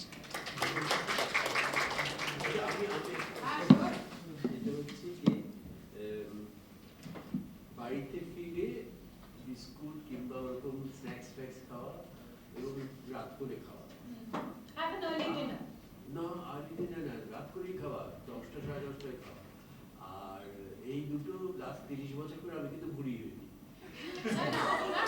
আপনার নিশ্চয়ই অন্য দিক দিয়ে আপনি নালিফাই করছেন কিছু, বা Or you do not have the genetic propensity for getting those kind of কথাটা তো বলছেন না, মানে এটা তো খারাপ আমরা জানি, Lifestyle হচ্ছে এই লাইফস্টাইলটা অনেক দিন ধরে আমার চলছে, আমরা করে থাকি। চেঞ্জ করিনি, কিন্তু তাতে কিন্তু আমার কোনো ভুল হয় না, তাহলে আপনার এটা যেটা system actually চলে গেছে। balancing what you eat somehow. Morning walk or anything else. বাঙালিরা আমরা বহু লোকই রাত 10টা সাড়ে 10টায় খাই, হিউজ নাম্বার অফ না, আমরা উল্টোটা করতে বলছি, তাড়াতাড়ি খেয়ে নিন, তখন মেজর মিলটা খেয়ে নিন, পরে আপনি যেগুলো বিকেলে খাচ্ছেন সেগুলো রাত্রে খান। পড়াশোনা করলে আর খিদে পাবে না, ঘুম পাবে তো খিদে পাবে। আপনার খাওয়া আপনাকে জিজ্ঞেস করছি এটা, মানে আমাদের একটা অভ্যেস এটা। না, আমি নিজের জীবনে অন্তত এটা করেছি, আমার ভীষণ ওরকম অভ্যেস ছিল, খেতে খেতে পাগলের মতো খিদে পেতে হবে, যে আমি যা পেলাম চোখের সামনে তখন খেয়ে ফেলতাম, কিন্তু আমি এখন অভ্যেসই করে নিয়েছি ফিরে 7:30 থেকে 8টা এর মধ্যে আমি খেয়ে নিই। তারপরে রাত্রিবেলা আবার খেতে তো পারি, তখন একটু দই টই অন্য কিছু দুধ টই কিছু খাই না, ইচ্ছে মতো তো জীবন যাপন করা যায় না, এটাই তো মেন মুশকিল। মুশকিল একটা বয়সের পর ইচ্ছেতে চাপা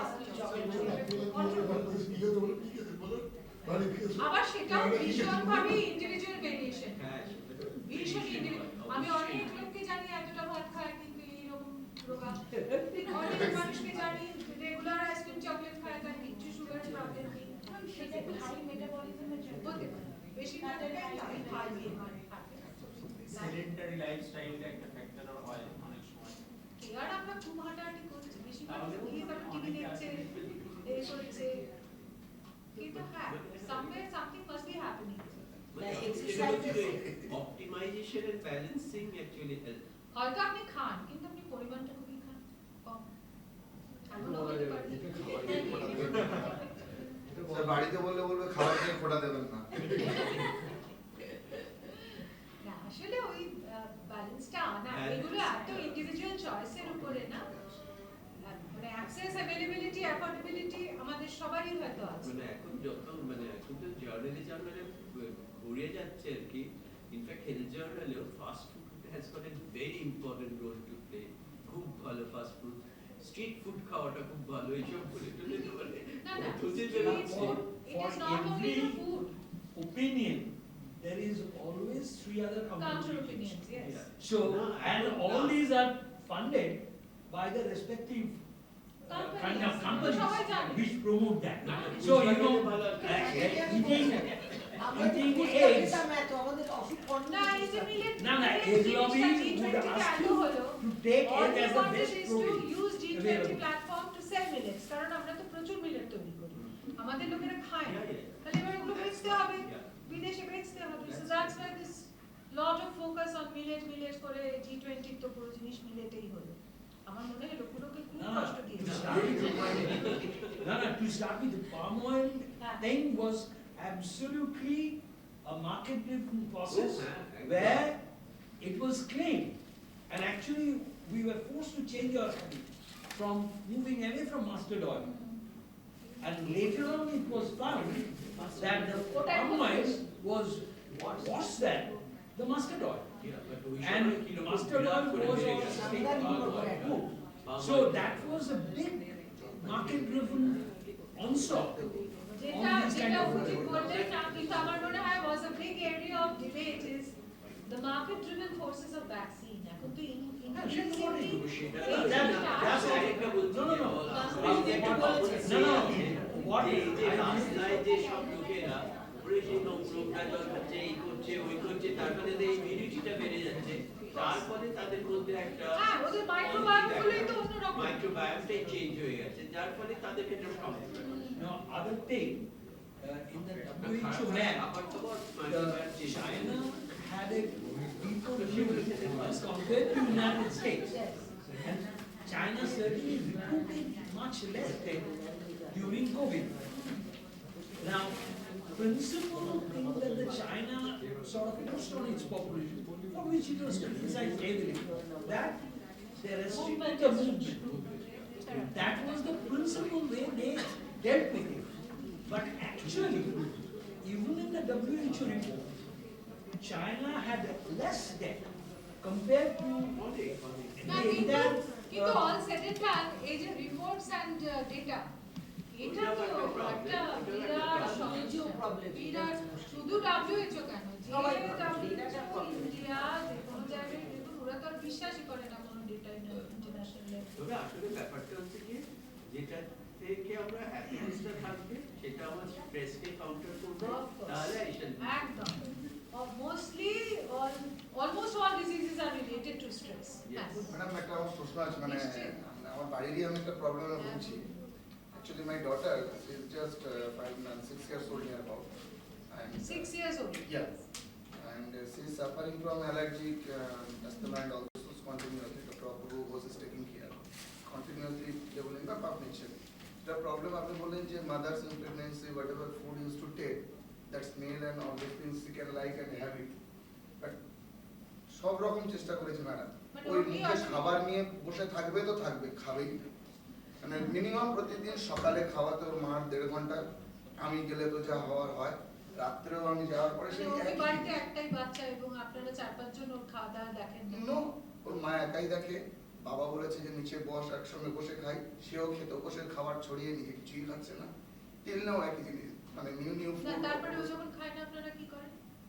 কিছু না, ধীরে ধীরে খায়, যতটুকু পারছি ওর মা ধৈর্য ধরে, রেগে গিয়ে হোক যে করে হোক, ওই 2 ঘন্টা ধরে 1.5 ঘন্টা ধরে সব বাচ্চার মায়েরাই তো খাওয়ায় জোর করে না ম্যাডাম, ওই বসা থেকে ধীরে ধীরে 2 ঘন্টা ধরে খাওয়ায় ম্যাডাম।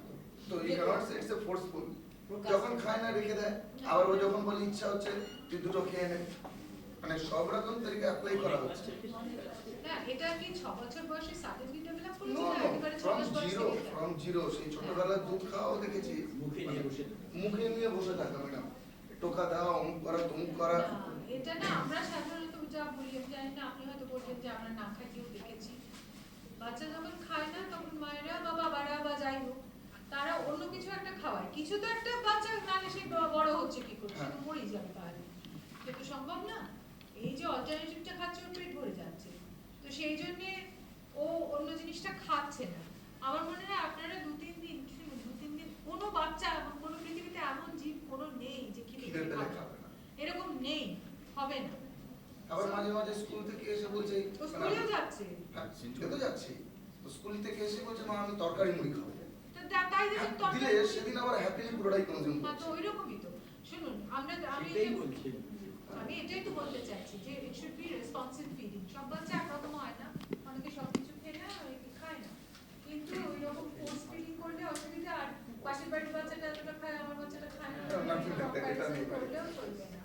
তো লেট হার হ্যাভ হার কিছুদিন ওরকম করতে দিন, যতটা এখন যদি খুবই আজেবাজে খাবার খেতে চায় সবসময় সেটা তো আর আপনি দিতে পারবেন না, কিন্তু এটা নর্মাল ন্যাচারাল। আমি সবসময় মানে যখন মায়েদের এই কমপ্লিমেন্টারি ফিডিং নিয়েও বলতাম, মায়েরা সবসময় বলবে ওই জিনিসটা গুলে খাই দিই, তো ওই জিনিসটা এই ঘুটে বড় বড় বাচ্চা, এত বড় বাচ্চা এত ওবেস, তাকে ভাতটা সব কিছু মিক্সিতে ঘুটে ঘুটে খাওয়াচ্ছে। আমি তো অবাক হইতাম, দেখে আমি বলতাম এটা কেন? তোমাকে যদি কেউ বলে একবারে ঘুটে রেখে দাও ফ্রিজে বার করে করে গরম করে করে খাও, তুমি কি খাবে? This is not possible. তো বাচ্চারও একঘেয়ে খাবার ভালো লাগে না, রোজ এক জিনিস একরকম ভাবে একই টাইমে হয় না, there has to be variety. আর কোনো বাচ্চা বেশি ফিনিকি, কোনো একটু কম। চলো মৌমিতা চলে এসো, যাকে I do hope that you enjoyed the session. Thank you. Moumita is in our own resources. She is the head of the department of applied nutrition and dietetics. And she did a graduation and post-graduation from Calcutta University. She has just number of articles in national and international journals and received Professor Shochidananda Banerjee Memorial Young Scientist Award 2019. Moumita.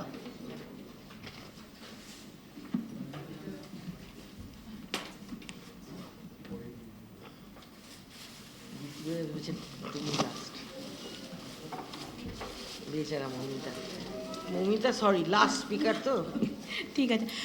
Good evening, everyone. Today I'll be speaking on health for everyday life, social, nutritional, and pharmaceutical issues, as the topic goes. So we all know this, that all work and no play makes Jack a dull boy. So we have to do some work. It's not about only studying, only attending classes. So we need to do some work. And as some data published shows that the morbidity rate is higher among those people who are constantly into a sedentary lifestyle. So they all do a sitting job or they don't do any exercises. So why is it so? If we look, I think ma'am has already given some insights into this. One of the major factors for today's life is stress. And why this stress comes into our life? It comes for different issues like unemployment or job loss of job. During the COVID, we have seen many people losing their job. So this causes a stress. And if I do not perform to the utmost level, I might be removed from that position or I might lose my job. So that is one form of stress. Other things include financial crisis or any sort of crisis in the family, might be some health issues of some near and dear ones.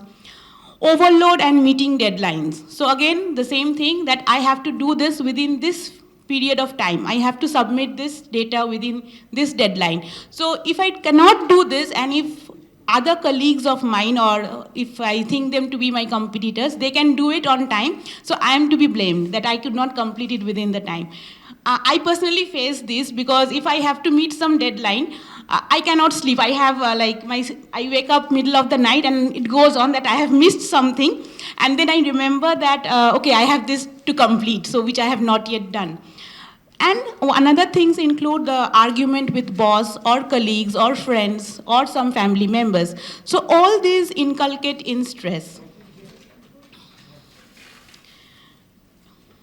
Now, another important factor, a social menace. Now we all are acquainted with those app icons, I believe. We all have in our mobile phones, Zomato, Swiggy, and we frequently see these ads when we are into binge seeing any movie or something like that, Domino's, pizza and everything. Mobile apps easily available. We don't have to go to the market nowadays to buy. So in previous time also, I believe that we had the urge of eating chow mein or whatever, these noodles, whatever it is. But then we have to go to the market. We have to buy it from the market. So we have to walk sometime. But here what happens, we sit at home, we order things, and those things are at our doorstep. So it's very easy nowadays. Another thing which haunts me, I think, that we like to idealize people. We are very much into idol worship. So we have some icons like Virat Kohli and all these things, some film stars and so on, but they are doing advertisements for something which have a social implication. Like they are advertising for some alcoholic beverages, which might cause a problem. Everywhere we are saying that alcoholic beverages are having a negative health effect, but we see people on screen, they are advertising these things. So which is very, I feel which it should be taken care of. Like they are making some bold statements to the generations, and they think that it's a tradition, I mean it's a way of living, that if you're not into this alcoholic beverages, then you're nothing, you're out of the track. So this is something which we need to take care of. I feel that the social media and these menaces are going on. And then what happens when we are in stress, as ma'am was telling, that we binge eat. Okay, late night we are awake, we are watching movies over Netflix or any other OTT platforms, and we have cold drinks, we are having chips and all these things. So we start binge eating, maybe caffeine at times. So, and even when we are in stress, there is an increased craving for high glycemic index food, pastries and all these things, chocolates. Okay, so there is a craving for high glycemic index or sweet foods. And so, it's a late night, so already the digestive system is down, and then we are having these things which are adding on to the calories. So these are some behavioral responses to stress. Other things, as we know, the sleepless nights. We cannot sleep at night. So these are stress along with addictive habits, as ma'am was also mentioning that there is an increased consumption of both alcohol as well as smoking. Among both the genders, irrespective of genders, both the alcohol consumption and smoking has increased. So all these are leading us towards an unhealthy lifestyle. Now these have several effects, so I will not go into the details because ma'am has already covered up this part.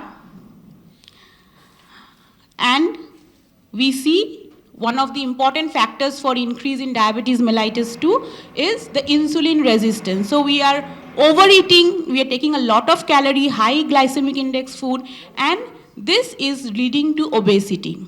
Okay. Coming to other physiological responses of stress. Now, what we think is, okay, when we are in stress, our heart is palpitating, we are not sleeping at night, this is one thing. But it triggers the cortisol level. The cortisol and adrenaline levels are high. And one more thing is increasing, that is ghrelin. Ghrelin is a hormone which promotes appetite.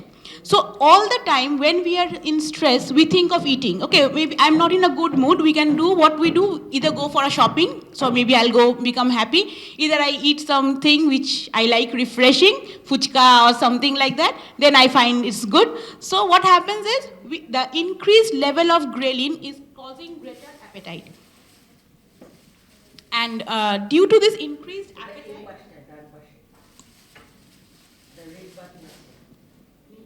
Ma'am, it's gone, but you can continue.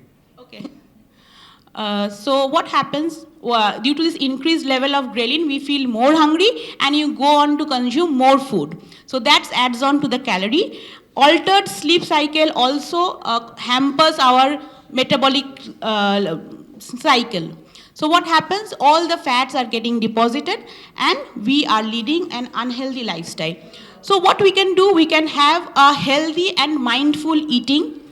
We can plan our menu beforehand. So like what I want to have today, I will plan it last night so that I can make some preparations. Because if I don't make some preparations, maybe I'll come to college without any food, and then I have to depend on the street foods or some other foods. So if I can plan my menu, I can maybe keep the vegetables ready or maybe part cook it and then make the remaining cooking early in the morning, and then I can bring my meal from home only. So I don't have to depend on the canteen or some other places for my food or tiffin.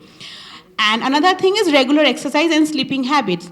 Now, I'll share some with the mindful eating, as ma'am mentioned, that okay, when I'm eating, maybe I'm looking into a TV or into the mobile, and I'm not conscious about the amount of food that I'm eating. So I'm just gulping. I'm not eating. I'm not enjoying the taste of it. I'm not looking into what I am having. Sometimes we don't know even what we are having. We just, whatever is given on the plate, we just have it because we are into the mobile phone.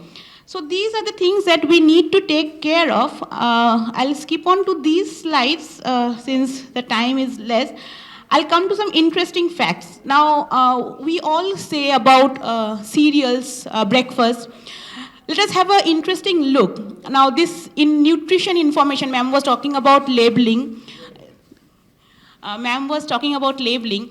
So if you look into this, if I go on to name the company, it's a very famous company. We all use Kellogg's, the cornflakes that we use. Look the nutritional facts given at the back side of it. A 30-gram serving contains 114 kilocalorie. That means 100 gram of cornflakes would contain 380 kilocalorie.